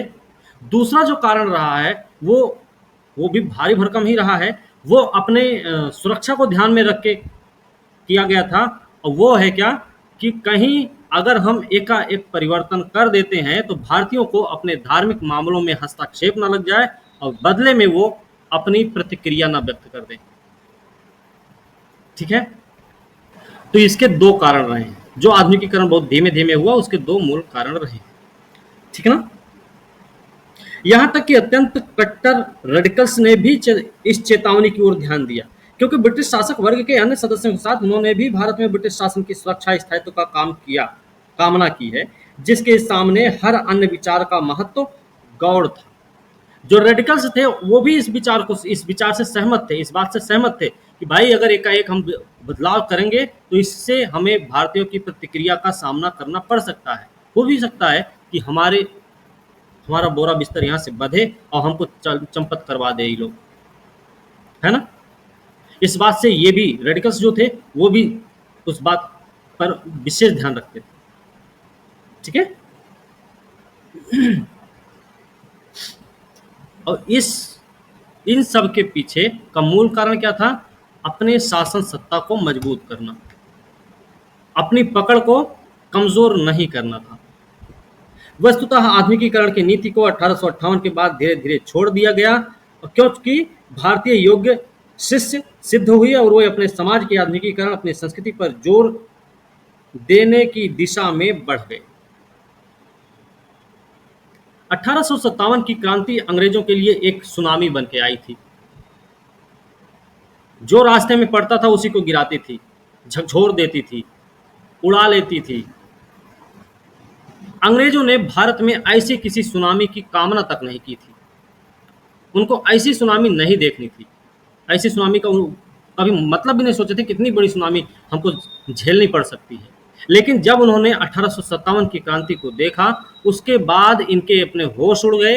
होश ही नहीं उड़े, इनके आधुनिकीकरण का जो भूत सवार हुआ करता था कि भारतीयों का हम आधुनिकीकरण करना चाहते हैं, वो आधुनिकीकरण का भूत भी शांत हो गया, क्योंकि इनको पता चल गया कि ये जो यहाँ पर ये जो भारतीय है ना, ये कैसे हैं, बड़े योग्य टाइप के शिष्य हैं। चेला तो हैं, शिष्य बनेंगे, लेकिन बहुत योग्य हैं। योग्य सिद्ध हुए, वे अपने समाज के आधुनिकीकरण, अपनी संस्कृति पर जोर देने की दिशा में बढ़ गए। उन्होंने मांग भी की कि उन पर स्वतंत्रता, समानता, राष्ट्रीयता के आधुनिक सिद्धांत के अनुसार शासन किया जाए। अब भारतीय इतने बुद्धिमान हो चुके हैं, वो इतने आधुनिक हो चुके हैं कि उनको भी स्वतंत्रता, समानता और राष्ट्रीयता की भावना के बारे में मालूम हो चुका है। अब वो भी चाहते हैं कि जैसा भी व्यवहार हो, जो भी आप करना चाहते हैं, शासन चलाइए, लेकिन इन तीनों सिद्धांतों के आधार पर चलाइए। ठीक है। और ये तीनों सिद्धांत आज के सिद्धांत हैं। ये स्वतंत्रता, समानता, बंधुत्व की भावना हमको कहाँ से मिली है? हम देखते हैं तो फ्रांस की क्रांति में हमने देखा था। भारतीयों को भी ये बात पता चल गई। ब्रिटिश लोगों ने सुधारकों को अपना समर्थन देना क्रमशः बंद कर दिया। धीरे धीरे उन्होंने समाज के कट्टरपंथियों का पक्ष लेना शुरू कर दिया। उन्होंने जातिवाद, सांप्रदायिकता को भी बढ़ावा दिया। अब उनको पता चल गया कि भाई ये जो सुधारक लोग हैं ना, इससे कुछ नहीं होने वाला। भारतीय समाज की परंपरा रही है, भारतीय समाज में बड़ व्यवस्था हावी रही है। यहाँ पर जातिवाद का मामला रहा, सांप्रदायिकता का मामला रहा ही रहा है। कि काम करते कुछ है, जो ऐसे व्यक्ति हैं जो कट्टर स्वभाव के हैं, उन्हीं के साथ हो लिया जाए, उन्हीं का थोड़ा साथवाद दिया जाए, उन्हीं का साथ देकर हमारा कल्याण होगा। तो फिर उन्होंने क्या किया? अपने 1857 की क्रांति के बाद अपनी नीतियों में थोड़ा सा बदलाव कर दिया इन्होंने। ठीक है ना। समाज सुधारक की बात नहीं कर रहे थे ये, अब बात कर रहे थे किसकी? कट्टरवादिता की बात करने लग गए थे। लोकोपकारी कार्रवाइयां, ये क्या भाई? भारतीय समाज को उसकी कुरीतियों से मुक्त करने के लिए किए गए ब्रिटिश सरकार के प्रयास कुल मिलाकर बहुत कम थे, इसीलिए उनका कुछ विशेष परिणाम नहीं हुआ। उनकी सबसे बड़ी उपलब्धि क्या थी? उनकी सबसे बड़ी उपलब्धि थी 1829 में सती प्रथा को गैर कानूनी घोषित करने की कार्रवाई। और किसने घोषित किया था? विलियम बेंटिक महोदय ने किया था, जो कौन है भाई? भारत के पहले गवर्नर जनरल है ना। भारत का पहला गवर्नर जनरल है लॉर्ड विलियम बेंटिक। इसने ही क्या किया? सती प्रथा को गैर कानूनी साबित किया। ठीक है, गैर कानूनी घोषित किया, वो भी किसकी मदद से? राजा राम मोहन राय की मदद से। ठीक है। इन्होंने बताया कि पति की चिता पर विधवा के जल मरने की कार्रवाई में जो भी सहयोगी होंगे उन्हें अपराधी माना जाएगा। इससे पहले ब्रिटिश शासकों ने सती प्रथा को रोकने के प्रश्न पर क्या किया था भाई? उदासीन रुख अपनाए रखा था। इनको किसी बात से कोई लेना देना नहीं है, जो चल रहा चलने दो, उसमें फालतू टांग में नहीं अड़ाना भाई। उन्हें डर था कि सती प्रथा के खिलाफ कोई भी कार्रवाई करने से रूढ़िवादी भारतीय नाराज हो जाएंगे। जब राजा राम मोहन राय अन्य प्रबुद्ध भारतीयों धर्म प्रचारकों ने इस अमानवीय प्रथा को खत्म करने के लगातार आंदोलन किए, तब जाकर सरकार सती प्रथा को रोकने के लोक उपकारी कदम उठाने के लिए सहमत हुई। सरकार ने अपनी तरफ से कोई कार्रवाई नहीं की थी। सरकार को जब लगा कि यहाँ के लोग खुद ये सती प्रथा को समाप्त करना चाहते हैं, तब सरकार ने उन सबका साथ दिया। जब सरकार को भरोसा हो गया कि सती प्रथा को खत्म करने से कुछ नहीं, कोई दिक्कत नहीं होगी, जनता की प्रतिक्रिया नहीं होने वाली है, तब उन्होंने सती प्रथा के खिलाफ कार्रवाई की। जब राजा, ठीक है, भूतकाल में अकबर, अब देखिए, ये तो पता है कि सती प्रथा को रोकने का प्रयास किसने किया। अब इससे पहले भी कभी हुआ है भारत में? तो हाँ भैया हुआ है। कब हुआ है? अकबर और औरंगजेब, पेशवा, जयपुर के राजा सवाई जयसिंह, इन सब ने भी इस कुप्रथा को दबाने के प्रयास किए थे, लेकिन वो सब क्या हुए? असफल रहे हैं। कौन कौन नाम है, किसका किसका नाम है? अकबर हैं, औरंगजेब हैं, पेशवा हैं, जयपुर के राजा हैं, क्या नाम उनका? सवाई राजा जयसिंह। कुछ भी उस प्रथा को गैर कानूनी घोषित करने बैंटिक प्रशंसा का पात्र है। इस कुप्रथा के 1815-1818 के बीच केवल बंगाल में ही 800 महिलाओं ने अपनी जान गंवाई थी। बैंटिक इसलिए भी प्रशंसा का पात्र है कि उसने सती प्रथा के रूढ़िवादी समर्थकों के विरोध के सामने झुकने से इनकार कर दिया था। मतलब यहाँ पर बैंटिक ने काम एक ही किया है, लेकिन दो तरीके से प्रशंसा का पात्र बन रहा है। एक तरफ तो वो कि उसने महिलाओं की जान बचाई, सती प्रथा को समाप्त किया। दूसरी तरफ उस बात के लिए प्रशंसा का पात्र है जिसके लिए जो कुछ उसने जिस कुप्रथा के खिलाफ उसने कार्रवाई की थी, उसके लिए उसने किसी भी रूढ़िवादी समर्थक के सामने सर नहीं झुकाया था। पैदा होते ही लड़कियों को मार देने की प्रथा कुछ राजपूत खानदानों, अन्य जातियों में प्रचलित थी। एक तो सती प्रथा के खिलाफ लोक उपचारिक कार्य में क्या क्या आएगा? पहला तो आ गया सती प्रथा, यहां नहीं लिखते हैं, देखिए सती प्रथा, कन्या भ्रूण हत्या, कन्या, ठीक है। पैदा होती लड़कियों को मार देने की प्रथा कुछ राजपूत खानदानों, अन्य जातियों में प्रचलित थे। इसके कारण क्या थे? कारण थे लड़ाइयों में बड़ी संख्या में मरने का नौजवानों की कमी। लड़कियों को पैदा होते ही मार देने के पीछे जो कारण रहे, उसमें से एक क्या रहा है? लड़ाई में बड़ी संख्या में मरने के कारण नौजवानों की कमी। दूसरा, ऊसर क्षेत्रों में जीविकोपार्जन में कठिनाइयां। ऊसर क्षेत्रों में जीविकोपार्जन में कठिनाइयां। ये प्रथा पश्चिम और मध्य भारत में दहेज की कुप्रथा के भयंकर रूप में विद्यमान होने के जीविकोपार्जन क्या होता है? पैदा होती लड़कियों को मारने का मतलब ये है कि उसमें क्या क्या कारण रहे। एक तो लड़ाई में बड़ी संख्या में जब पुरुष मर जाते थे तो फिर लड़कियों का क्या करते। दूसरी चीज थी ऊसर बंजर जो जैसे क्षेत्र जो रहे हैं वहां पर जीवन जीने में भी कठिनाई थी, उनको जीविकोपार्जन में भी कठिनाई होती थी। और ये प्रथाएं जैसे एक पश्चिम और मध्य भारत में आपको देखने को मिलती है, वो कौन सी है? दहेज प्रथा। ये कुछ कारण रहे हैं जिनकी वजह से ऐसे कदम उठाए गए, ठीक है। पश्चिम मध्य भारत में दहेज की कुप्रथा भी रही है, जिसके कारण लड़कियों को पैदा होते ही मार दिया जाता था, ठीक है। शिशु हत्या को रोकने के संबंध में 1795 में कानून बनाया गया। बताना कौन इस समय गवर्नर रहा भाई? 1802 में भी कानून बनाया गया, लेकिन उन्हें सख्ती से लागू किया बैंटिक और हार्डिंग महोदय ने। 1795 में कौन था बंगाल का गवर्नर जनरल?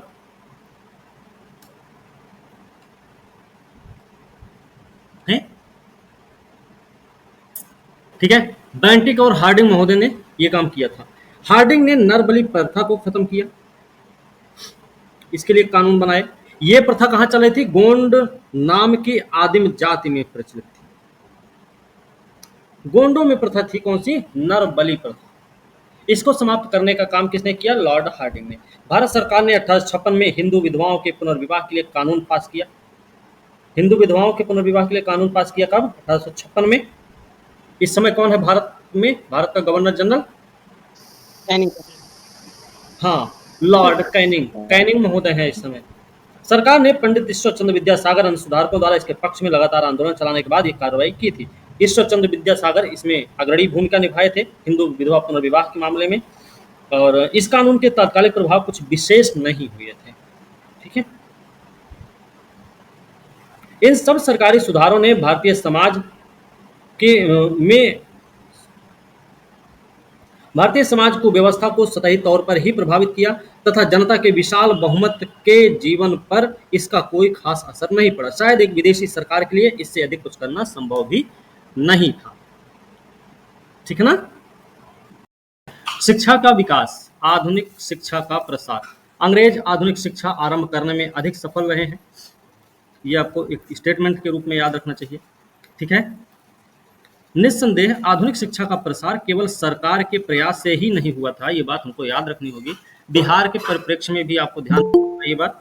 ईसाई धर्म प्रचारक भी इसमें अपनी महत्वपूर्ण भूमिका निभाए। जो ईसाई मिशनरियां आई हुई थी वो, उन्होंने भी बड़ी संख्या में प्रबुद्ध भारतीयों का भी इसमें महत्वपूर्ण योगदान रहा है।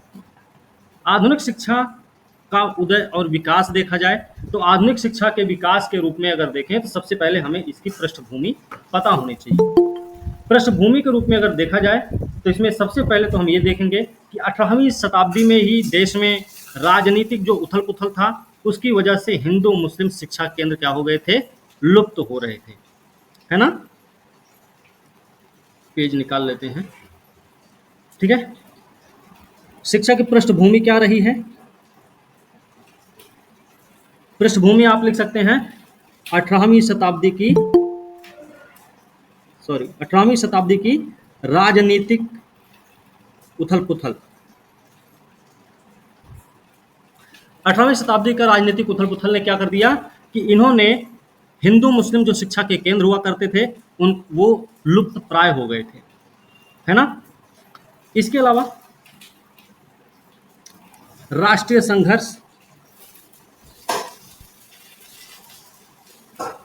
संघर्ष का जन्म हुआ। इसमें क्या हुआ, जो शिक्षक थे, जो विद्यार्थी थे, वो लोग अपने कर्तव्य को अलग रखे, शिक्षा देना उनका काम था, शिक्षा लेना उनका काम था, उस काम को वो थोड़ा सा अलग रखे और राष्ट्रीय संघर्ष में अपना योगदान दिए। ठीक है, उसके अलावा 1765 ऐसे भी कर सकते हैं, कंपनी के स्वरूप में परिवर्तन। 1765 में बक्सर का युद्ध होता है और बक्सर के युद्ध के बाद कंपनी को क्या मिलता है भाई, बंगाल, बिहार और उड़ीसा की दीवानी प्राप्त होती है। तो कंपनी क्या है, अब इसने एक नए स्वरूप में अपने आप को ढाला और शिक्षा में सुधार के लिए प्रयास करने शुरू कर दिए। ठीक है, ये भी एक इसकी पृष्ठभूमि के रूप में है। शुरुआत में बात करें, जो यहाँ पे प्रचलित शिक्षा थी उसी में सुधार किया जा रहा था। प्रचलित शिक्षा में सुधार के प्रयास हो रहे थे शुरुआती दौर में, क्योंकि हमने आपको पहले भी पढ़ा रखा है कि कंपनी जो थी वो एकाएक बदलाव नहीं चाहती थी, धीरे धीरे वो सुधार करना चाह रही थी, है ना। फिर पहला प्रयास हुआ 1781 में। 1781 में जो प्रयास हुआ, मदरसा स्थापित करके। मदरसा कहाँ स्थापित हुआ, कलकत्ता में। कहाँ पे, कलकत्ता में। किसके द्वारा किया गया भाई, नाम क्या था उनका, 1772 से 85 के बीच में रहे हैं वॉरेन हेस्टिंग्स से, तो इन्हीं के द्वारा ये प्रयास किया गया था। ठीक है, इसमें क्या किया गया, मदरसा में 2 भाषाओं का अध्ययन किया जाता था। एक नाम है अरबी और दूसरा नाम है फारसी। इन 2 भाषाओं का अध्ययन किया जाता था। इसके बाद एक संस्कृत कॉलेज खुला। संस्कृत कॉलेज कब खुला भाई, 1791 में खोला गया। कहाँ पे खोला गया, बनारस में खोला गया। ये बनारस में एक संस्कृत कॉलेज की स्थापना 1791 में हुई। ठीक है ना। इसके साथ साथ ईसाई धर्म प्रचारक जो यहाँ पर आए हुए थे, उन्होंने भी क्या किया, ईसाई धर्म प्रचारक जो आए थे उन्होंने प्राचीन भारतीय शिक्षा की कटु आलोचना की। जो पुरानी शिक्षा व्यवस्था थी उसकी कटु आलोचना की। हमारे यहाँ जो प्राचीन शिक्षा व्यवस्था थी वो कैसी थी, आज के समय में भी आप देखते होंगे गांव एरिया में, अपने गांव में, अपने आस पड़ोस में, कि जैसे कोई बच्चा स्कूल में जा रहा है, प्राइमरी स्कूल में, सरकारी स्कूल में जा रहा है, तो उसके यहाँ अगर कोई काम होता है तो उसके घर वाले बोल देते हैं सीधे सीधे, भाई आज थोड़ा काम है, आज मत जाओ, कल चले जाना, 1 मिनट रुक जाइए। तो अभी भी ये प्रावधान है। पहले का समय क्या था, पहले खेत का काम आ गया, स्कूल में छुट्टी हो गई, खेत वाला काम खत्म, स्कूल फिर से चालू। मतलब समय को देखते हुए स्कूल खुलता था और स्कूल बंद भी होता था, सीजन के हिसाब से स्कूल खुलता था, स्कूल बंद होता था। इससे पढ़ाई कंटिन्यू नहीं रहती थी। हालांकि इससे एक फायदा ये था, बच्चे पढ़ भी लेते थे, घर का काम भी हो जाता था। ठीक है, ये प्राचीन व्यवस्था थी शिक्षा की हमारे यहाँ। और शिक्षा कहाँ दी जाती थी, कहीं एक जंगल में कुटिया डाल के, कहीं किसी पेड़ के नीचे, कहीं भी स्कूल खुल जाते थे। अंग्रेजों के आने के बाद क्या परिवर्तन देखने को मिलता है, ये पेड़ के नीचे शिक्षा देना बंद हो गया भाई। अब बड़ी बड़ी बिल्डिंग्स खुल गई, उनमें इसको शिक्षा दी जाने लग जाती है। छुट्टी का प्रावधान नहीं, छुट्टी का प्रावधान सिर्फ एक बार है, छुट्टी होगी, बीच में आप स्कूल नहीं छोड़ सकते, ये वाला प्रावधान। ठीक है, ये रहा। ठीक है, और इन ईसाई मिशनरियों का यह भी मानना था कि अगर भारतीय शिक्षा व्यवस्था में सुधार करना है तो हमें पाश्चात्य शिक्षा को अपनाना पड़ेगा, अंग्रेजी शिक्षा को भी अपनाना पड़ेगा, तभी भारतीय शिक्षा व्यवस्था में सुधार हो सकती है। ठीक है ना। इसके साथ साथ कंपनी, क्योंकि अब इतने बड़े क्षेत्र पे अपना शासन स्थापित कर रखी है, लगभग भाई बंगाल, बिहार, उड़ीसा की दीवानी तक प्राप्त हो चुकी है, उधर कई सारे युद्ध भी लड़े, दक्षिण भारत में भी। तो एक बहुत बड़े क्षेत्र पर ब्रिटिश सरकार का, ईस्ट इंडिया कंपनी का कब्जा भी है। अब उसको शासन प्रशासन में मदद करने वाला व्यक्ति भी चाहिए। उसके लिए थोड़ा सा शिक्षित व्यक्ति चाहिए, ताकि वो क्लर्क लेवल पर ही सही लेकिन काम कर सके, उनकी मदद कर सके। तो उन्होंने क्या किया, एक ऐसा भी समय चुना कि भाई शिक्षा देना है जिससे शासन प्रशासन के हैसियत से हमारी मदद भी होती रहे। उनके यहाँ कमी नहीं थी इस बात की, फिर भी वो चाहते थे कि यहाँ पर जो लोग मिलते थे वो बहुत कम वेतन पे भी मिल जाते थे, उनके लिए ज़्यादा सुख सुविधा की ज़रूरत नहीं होती थी। इसलिए वो ये चाहते थे कि यहाँ के लोगों को थोड़ा शिक्षित करके हम छोटे मोटे लेवल की नौकरी देकर अपना काम निकाल सकते हैं। इसके पीछे इनकी भी मंशा ये थी। एक नाम आता है राजा राम मोहन राय। राजा राम मोहन राय ये कौन है, एक समाज सुधारक व्यक्ति हैं। ये एक ऐसी शिक्षा चाहते थे जो भारतीयों को जीविका के साधन उपलब्ध करवा सकें, ऐसी शिक्षा के हिमायती थे, और भारतीय समाज का सामाजिक, धार्मिक और राजनीतिक पुनरुद्धार भी कर सके। मतलब शिक्षा के साथ रोजगार भी चाहते थे, जीविका का साधन भी मिल जाए, जिससे कि क्या हो जाए, उस व्यक्ति की या भारतीय समाज में सामाजिक, धार्मिक और राजनीतिक पुनरुद्धार भी किया जा सके। ये चाहते थे राजा राम मोहन राय। ठीक है, रोजगार परक शिक्षा, ऐसा बोल सकते हैं हम इसे। शिक्षा चाहते थे, परिणाम से क्या होगा, सामाजिक, धार्मिक और राजनीतिक पुनरुद्धार। सामाजिक, धार्मिक और राजनीतिक पुनरुद्धार हो सके, वो ये बात चाहते थे। ठीक है, मतलब कुल मिला के ये कहने का है कि ये इतना सब कुछ होने के बाद भारत में रोजगार के बाद क्या लिखा हुआ है? मतलब भारत में पाश्चात्य शिक्षा के प्रसार के क्षेत्र का एक नया वातावरण तैयार होने लग गया। इसी बात में लॉर्ड वेलेजली आते हैं। लॉर्ड वेलेजली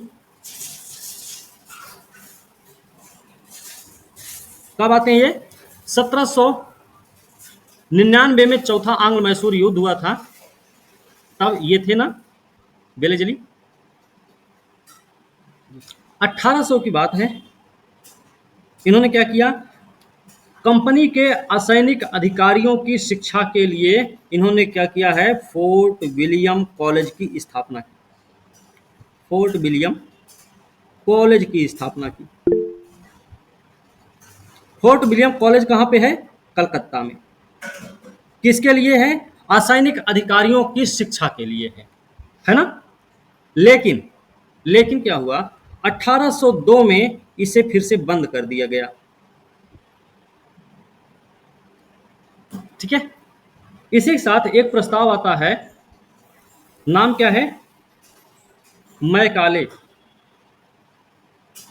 मैकाले प्रस्ताव कब आता भाई, 1835, यही है ना। ऐसा जी सर, बताया यही है। जाता है भारतीय शिक्षा के क्षेत्र में गवर्नर जनरल की कार्यकारिणी परिषद के सदस्य रहे हैं। कौन? गवर्नर जनरल की कार्यकारिणी परिषद के सदस्य रहे हैं लॉर्ड मैकाले।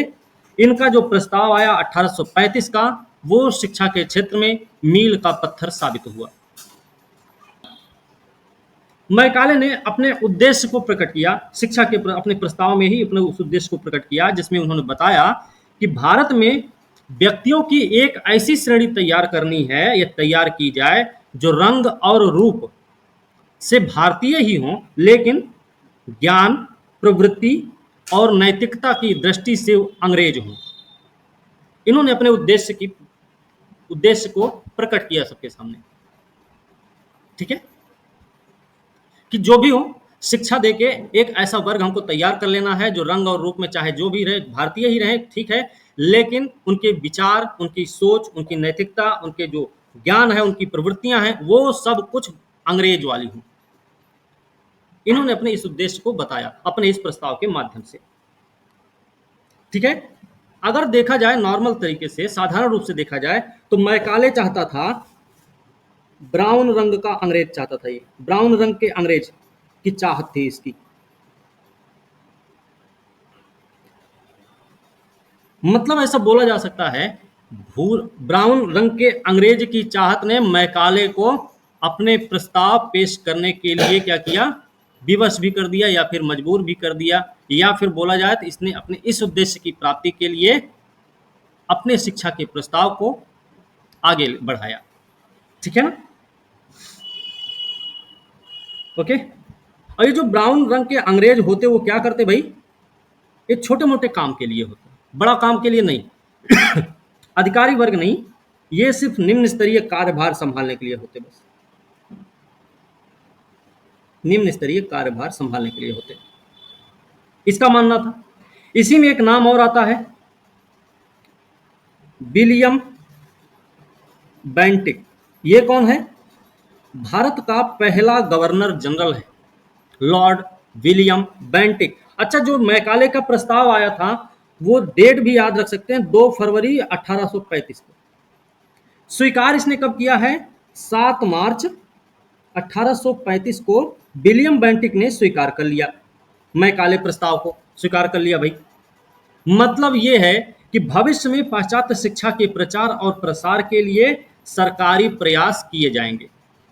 विलियम बेंटिक के द्वारा मैकाले प्रस्ताव को 7 मार्च 1835 को इस उद्देश्य से अपनाया गया कि भविष्य में पाश्चात्य शिक्षा के प्रचार प्रसार के लिए सरकारी प्रयास किए जाएंगे और भविष्य में सभी धनराशियां इसी निमित्त प्रदान की जाएंगी।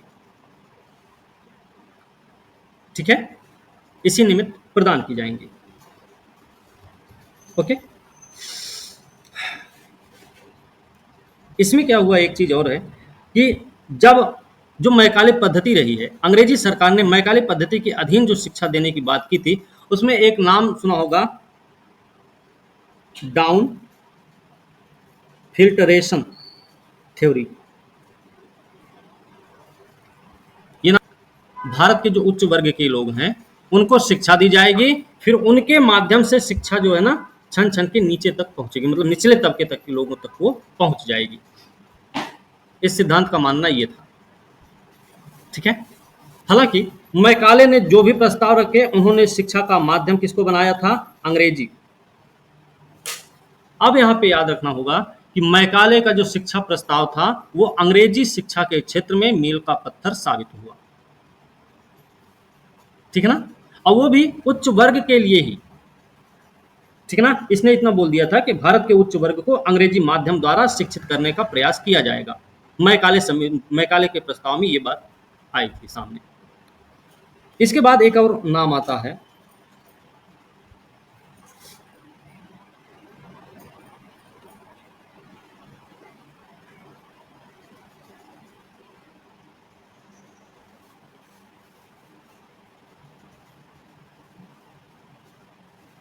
एक और नाम आता है,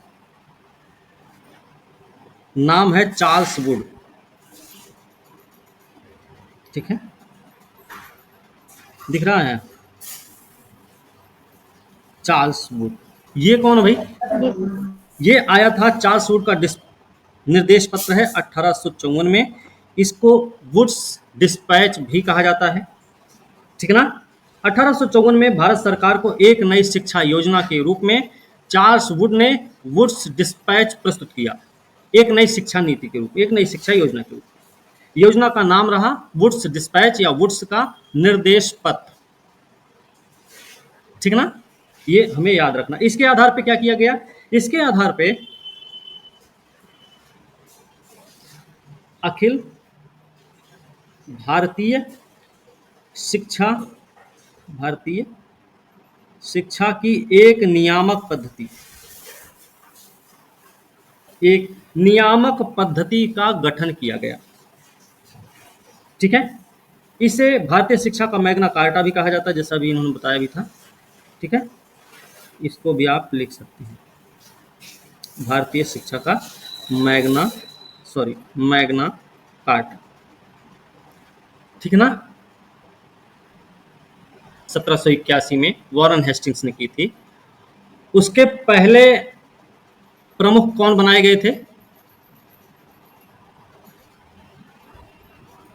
मदरसा के प्रमुख। मदरसा के जो पहले प्रमुख थे ना, उसे नाजिन बोलते हैं, नाजिन। तो नाजिन जो बने थे पहले, उनका नाम है मुल्ला मुजदुद्दीन, मुल्ला मुजदुद्दीन, ठीक है। ये आपको ध्यान रखना है। जो 1791 में बनारस में संस्कृत कॉलेज खोला गया, उस समय बनारस के ब्रिटिश रेजिडेंट हुआ करते थे,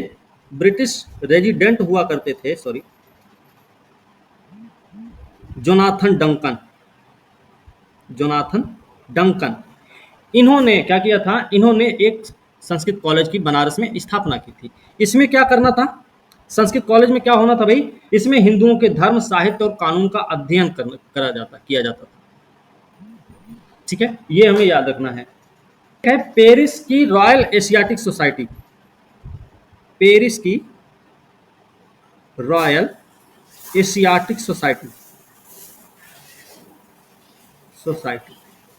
पेरिस की रॉयल एशियाटिक सोसाइटी के जो सदस्य बनाए गए थे, उनका नाम क्या था, सदस्यता जिनको मिली थी, उनका नाम है माइकल मधुसूदन दत्त। माइकल मधुसूदन दत्त हैं, जिनको पेरिस की रॉयल एशियाटिक सोसाइटी की सदस्यता प्रदान की गई थी, ठीक है ना।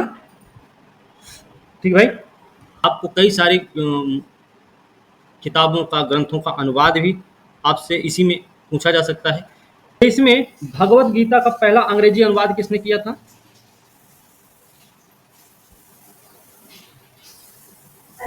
भगवत गीता का पहला अंग्रेजी अनुवाद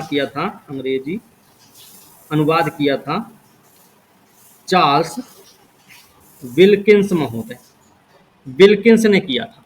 कब किया था? इन्होंने किया था वॉरेन हेस्टिंग्स के समय में। वॉरेन हेस्टिंग्स के समय में इन्होंने, चार्ल्स विल्किंस महोदय ने भगवत गीता का पहला अंग्रेजी अनुवाद किया था। इन्हीं के समय में हुआ है। वॉरेन हेस्टिंग्स के, जाहिर सी बात है 1772 से 85 के बीच में ही हुआ होगा। इसी में क्या हुआ, इन्हीं के समय पे, वॉरेन हेस्टिंग्स के समय में ही एक सोसाइटी बनाई जाती है, और कलकत्ता में 1784 में, है ना, एशियाटिक सोसाइटी बनती है। एशियाटिक सोसाइटी की स्थापना होती है, किसके द्वारा होती भाई? विलियम जोन्स के द्वारा। जो कौन है ये है कलकत्ता उच्च न्यायालय के न्यायाधीश। हालांकि इनकी प्रेरणा से ही एशियाटिक सोसाइटी की स्थापना हुई। विलियम जोन्स कलकत्ता उच्च न्यायालय के न्यायाधीश भी थे। इन्होंने ये जब इसकी स्थापना किए हैं, तो ये खुद भी क्या बन गए? एशियाटिक सोसाइटी के सभापति बन गए। इस संस्था ने क्या किया? एशियाटिक सोसाइटी नामक संस्था ने क्या किया? इस संस्था ने एशियाटिक रिसोर्सेस नामक पत्रिका के माध्यम से, एशियाटिक रिसोर्सेस नामक पत्रिका के माध्यम से भारत के अतीत को प्रकाश में लाने का प्रयास किया, ठीक है ना। फिर एक नाम और आता है, विलियम जोन्स। यही जो है, इन्होंने क्या किया? अभिज्ञान शाकुंतलम का अंग्रेजी अनुवाद किया। शाकुंतलम का अंग्रेजी अनुवाद किया इन्होंने, अंग्रेजी अनुवाद किया अभिज्ञान शाकुंतलम का। कब किया था इन्होंने? 1789 में। वॉरेन हेस्टिंग्स सब चला गया है, अब वॉरेन हेस्टिंग्स यहाँ पर नहीं है। इसी में एक और बनता है हंटर कमीशन, हंटर आयोग बनता है। कब बनता है हंटर आयोग? किस लिए बनाया गया है? देखो, शिक्षा पढ़ा रहा है तो शिक्षा से ही संबंधित होगा ये कमीशन, है ना। तो ये बना है 1882 में, शिक्षा से संबंधित है। और कौन सी शिक्षा? प्राथमिक शिक्षा में सुधार, प्राथमिक शिक्षा में सुधार और विकास पर जोर देने के लिए। हंटर कमीशन 1882 में जो बनाया गया था, उसने प्राथमिक शिक्षा में सुधार और विकास पर क्या किया? जोर दिया। लेकिन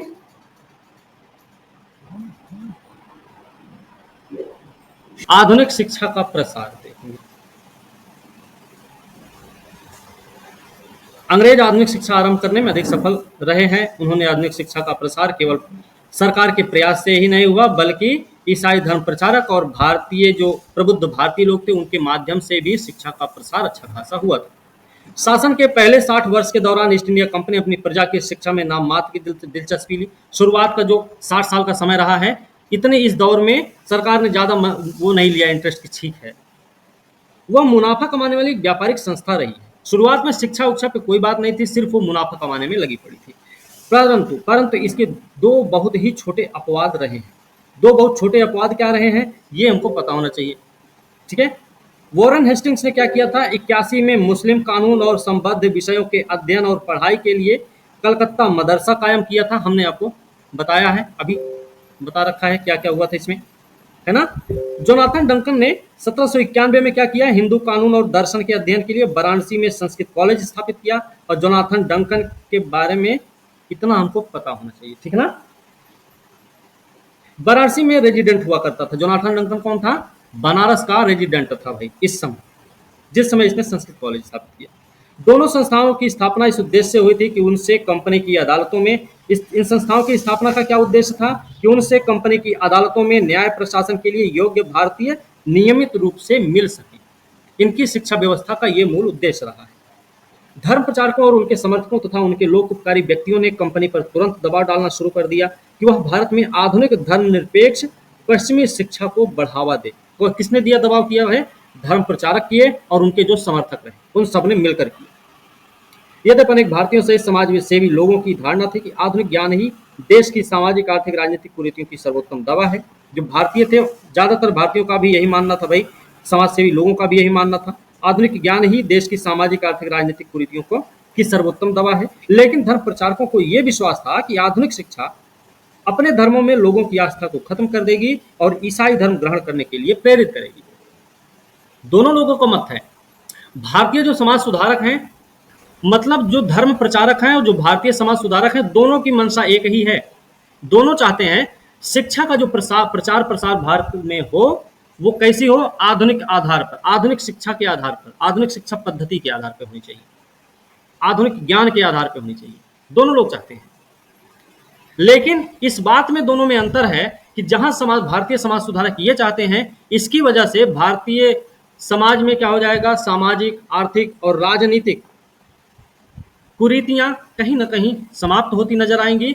वहीं पर ईसाई मिशनरियां जो हैं, ईसाई जो धर्म प्रचारक लोग हैं, उनका ये मानना है कि ये अगर आधुनिक ज्ञान से परिपूर्ण हो जाते हैं तो इनकी अपने धर्म के प्रति जो आस्था टिकी हुई है, वो आस्था नष्ट हो जाएगी और ये हमारा धर्म स्वीकार कर लेंगे या हमारे धर्म की ओर बढ़ने के लिए प्रेरित होंगे, इनको प्रेरणा मिलेगी और फिर हमारे धर्म का प्रचार प्रसार होगा उसी शिक्षा के माध्यम से। दोनों के में इस बात का अंतर है। शिक्षा के मामले में अंतर नहीं, शिक्षा के उद्देश्य को लेकर अंतर है इन लोगों में। एक मामूली सी शुरुआत 1813 में की गई, जब चार्टर एक्ट में विद्वान भारतीयों को बढ़ावा देने, देश में आधुनिक विज्ञानों के ज्ञान को प्रोत्साहित करने का सिद्धांत शामिल कर लिया गया। 1813 के चार्टर एक्ट में, ठीक है। एक्ट ने कंपनी को इस उद्देश्य के लिए 1 लाख रुपए खर्च करने का निर्देश दिया। 1813 के चार्टर एक्ट में क्या प्रावधान किया गया कि शिक्षा के लिए भाई 1 लाख रुपया खर्च किया जाए। लेकिन 1823 तक की स्थिति क्या रही? 1823 तक कंपनी के अधिकारियों ने इस काम के लिए इस तुच्छ रकम भी नहीं प्रदान की, छोटी मोटी रकम भी इन्होंने नहीं दी, या इनसे ये भी नहीं हो पाया था। ठीक है ना। वर्षों तक देश में इस प्रश्न को लेकर काफी वाद विवाद चलता रहा कि यह खर्च किस दिशा में किया जाए। कुछ लोगों का कहना था कि यह रकम केवल आधुनिक पाश्चात्य अध्ययनों को प्रोत्साहन देने के लिए खर्च किया जाए। वर्षों तक यही लेके वाद विवाद रहा, खर्च कहाँ किया जाए। कुछ लोगों का यह कहना था कि यह रकम केवल आधुनिक पाश्चात्य अध्ययनों को प्रोत्साहन देने के लिए खर्च किया जाए। अन्य लोगों की इच्छा यह थी कि पाश्चात्य विज्ञान साहित्य की पढ़ाई छात्रों को नौकरियों के लिए तैयार करने के लिए की जाए, मगर मुख्य और परंपरागत भारतीय विद्या के प्रसार पर दिया जाए। मुख्य जोर जो है भारतीय परंपरागत विद्या पर ही के प्रसार पर ही दिया जाना चाहिए। एक तरफ तो ये समस्या हो रही थी पैसा कहाँ खर्च किया जाए, उसका सोल्यूशन जब निकला तो एक तरफ ये लोग चाहते हैं कि पाश्चात्य अध्ययन को प्रोत्साहन दिया जाए, उसी पर पैसा खर्च किया जाए। दूसरी तरफ वो चाह रहे थे भैया पाश्चात्य विज्ञान साहित्य की पढ़ाई तो कराई जाए जिससे नौकरी चाकरी भी मिल सके, लेकिन मुख्य जोर जो है वो होना चाहिए परंपरागत भारतीय विद्या के प्रसार पर। दो प्रकार के गुट हैं इसमें, इस बात पर विचार करने के लिए। उन दोनों गुटों के अपने अपने विचार हैं, तरीके दोनों के अलग भी। बात समझ आई? जो लोग पाश्चात्य विद्या का प्रसार चाहते थे उनके बीच इस मुद्दे पर विवाद खड़ा हो गया कि आधुनिक स्कूलों कॉलेजों में शिक्षा का कौन सा माध्यम अपनाया जाए। अब आधुनिक शिक्षा भी ठीक है, लेकिन अब यह भी समस्या आ गई माध्यम कौन सा हो। माध्यम में भी समस्या आने लग गई, माध्यम कौन सा अपनाया जाए। कुछ लोगों ने भाषाओं, जिन्हें उस समय वर्नाक्युलर्स कहा जाता था, वर्नाक्युलर्स याद रखना, भाषा मतलब वर्नाक्युलर्स के प्रयोग की सिफारिश की, जबकि अन्य लोगों ने अंग्रेजी के इस्तेमाल की वकालत की। कुछ लोगों ने क्या किया, भाषाओं के प्रयोग, ठीक है, ये वर्नाक्युलर्स है क्षेत्रीय भाषा, क्षेत्रीय भाषाओं में बात हुई। लेकिन कुछ लोग ऐसे भी थे जिन्होंने कहा कि भाई अंग्रेजी पर जोर दिया जाए, अंग्रेजी माध्यम की शिक्षा पर जोर दिया जाए। दुर्भाग्यवश इस प्रश्न को लेकर काफी उलझन पैदा हुई और अनेक लोग माध्यम के रूप में अंग्रेजी तथा अध्ययन के विषय में अंग्रेजी के बीच तथा माध्यम के रूप में भारतीय भाषा अध्ययन की मुख्य विषय वस्तु के रूप में परंपरागत भारतीय विद्या के बीच भेद नहीं कर पाए। मतलब माध्यम किसको बनाया जाए, अध्ययन किस आधार पर किया जाए, इसी बात को लेकर जो वाद विवाद उत्पन्न हुआ, उन्हीं उलझनों में इतना ये शिक्षा की व्यवस्था को, शिक्षा के प्रसार को इतना सारा मतलब ये उलझ कर रह गया। अंत में जाके क्या हुआ, परंपरागत जो भारतीय विद्या रही है उसी का भेद नहीं कर पाए लोग। दोनों विवाद 1835 में खत्म हो गए, जब भारत सरकार ने निर्णय लिया कि जो भी सीमित संसाधन वह देने को तैयार है उसे वह पाश्चात्य विज्ञान, पाश्चात्य साहित्य को केवल अंग्रेजी भाषा के माध्यम से पढ़ाने के लिए लगाएगी। 1835 में जो व्यवस्था हुई उसमें सरकार ने बोला कि जो भी सीमित संसाधन है उनका यूज भाई किसमें होगा, अंग्रेजी भाषा के माध्यम में शिक्षा देने के लिए ही किया जाएगा।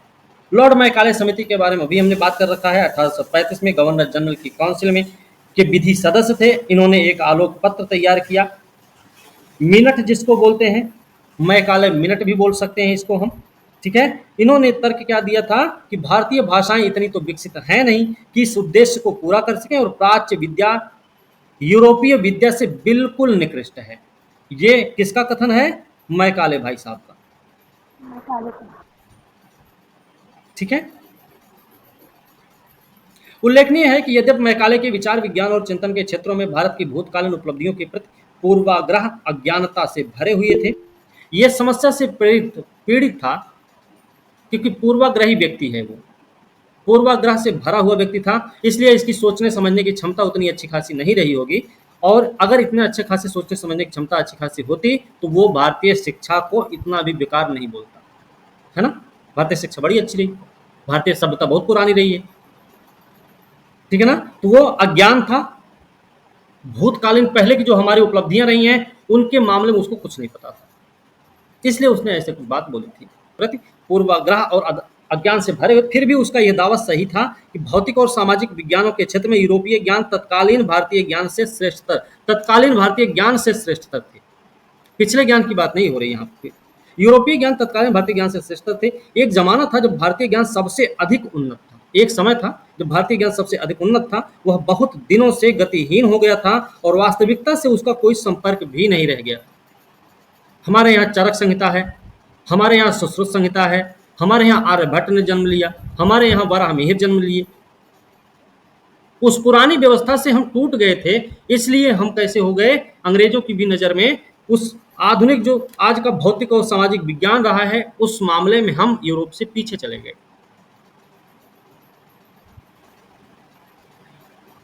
वास्तविकता से उसका संपर्क नहीं रहेगा। इसलिए राजा राम मोहन राय के नेतृत्व उस समय के अधिकांश प्रगतिशील भारतीयों ने जोरदार ढंग से पाश्चात्य ज्ञान के अध्ययन की वकालत की।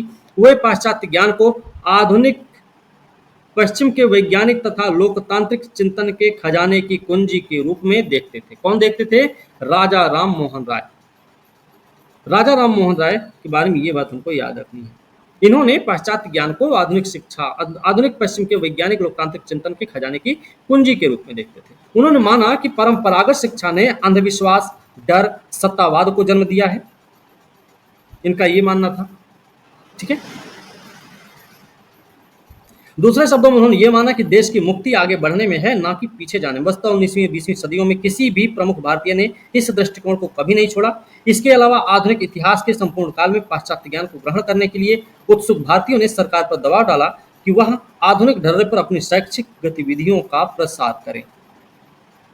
भारत सरकार ने विशेषकर बंगाल में 1835 के निर्णय पर तेजी से कार्रवाई की। भारत सरकार ने बंगाल क्षेत्र में 1835 के निर्णय पर कार्रवाई की और अपने स्कूलों तथा कॉलेजों की अंग्रेजी को शिक्षा का माध्यम बना दिया। सरकार ने ऐसा कर दिया।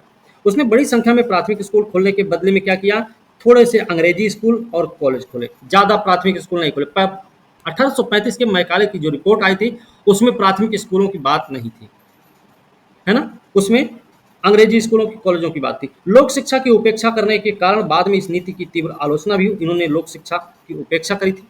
लोक शिक्षा की उपेक्षा करने के कारण बाद में इस नीति की बहुत सारी आलोचना हुई। वो लोक शिक्षा की इन्होंने उपेक्षा की थी। वस्तुतः आधुनिक और उच्चतर शिक्षा संस्थान खोलने पर जोर देने की नीति गलत नहीं थी। भैया उपेक्षा की थी लोक शिक्षा की, इसलिए इसकी आलोचना हुई थी, लेकिन आधुनिक और उच्चतर शिक्षा के संस्थान जो खोले गए वो नीति इनकी गलत बिल्कुल नहीं थी।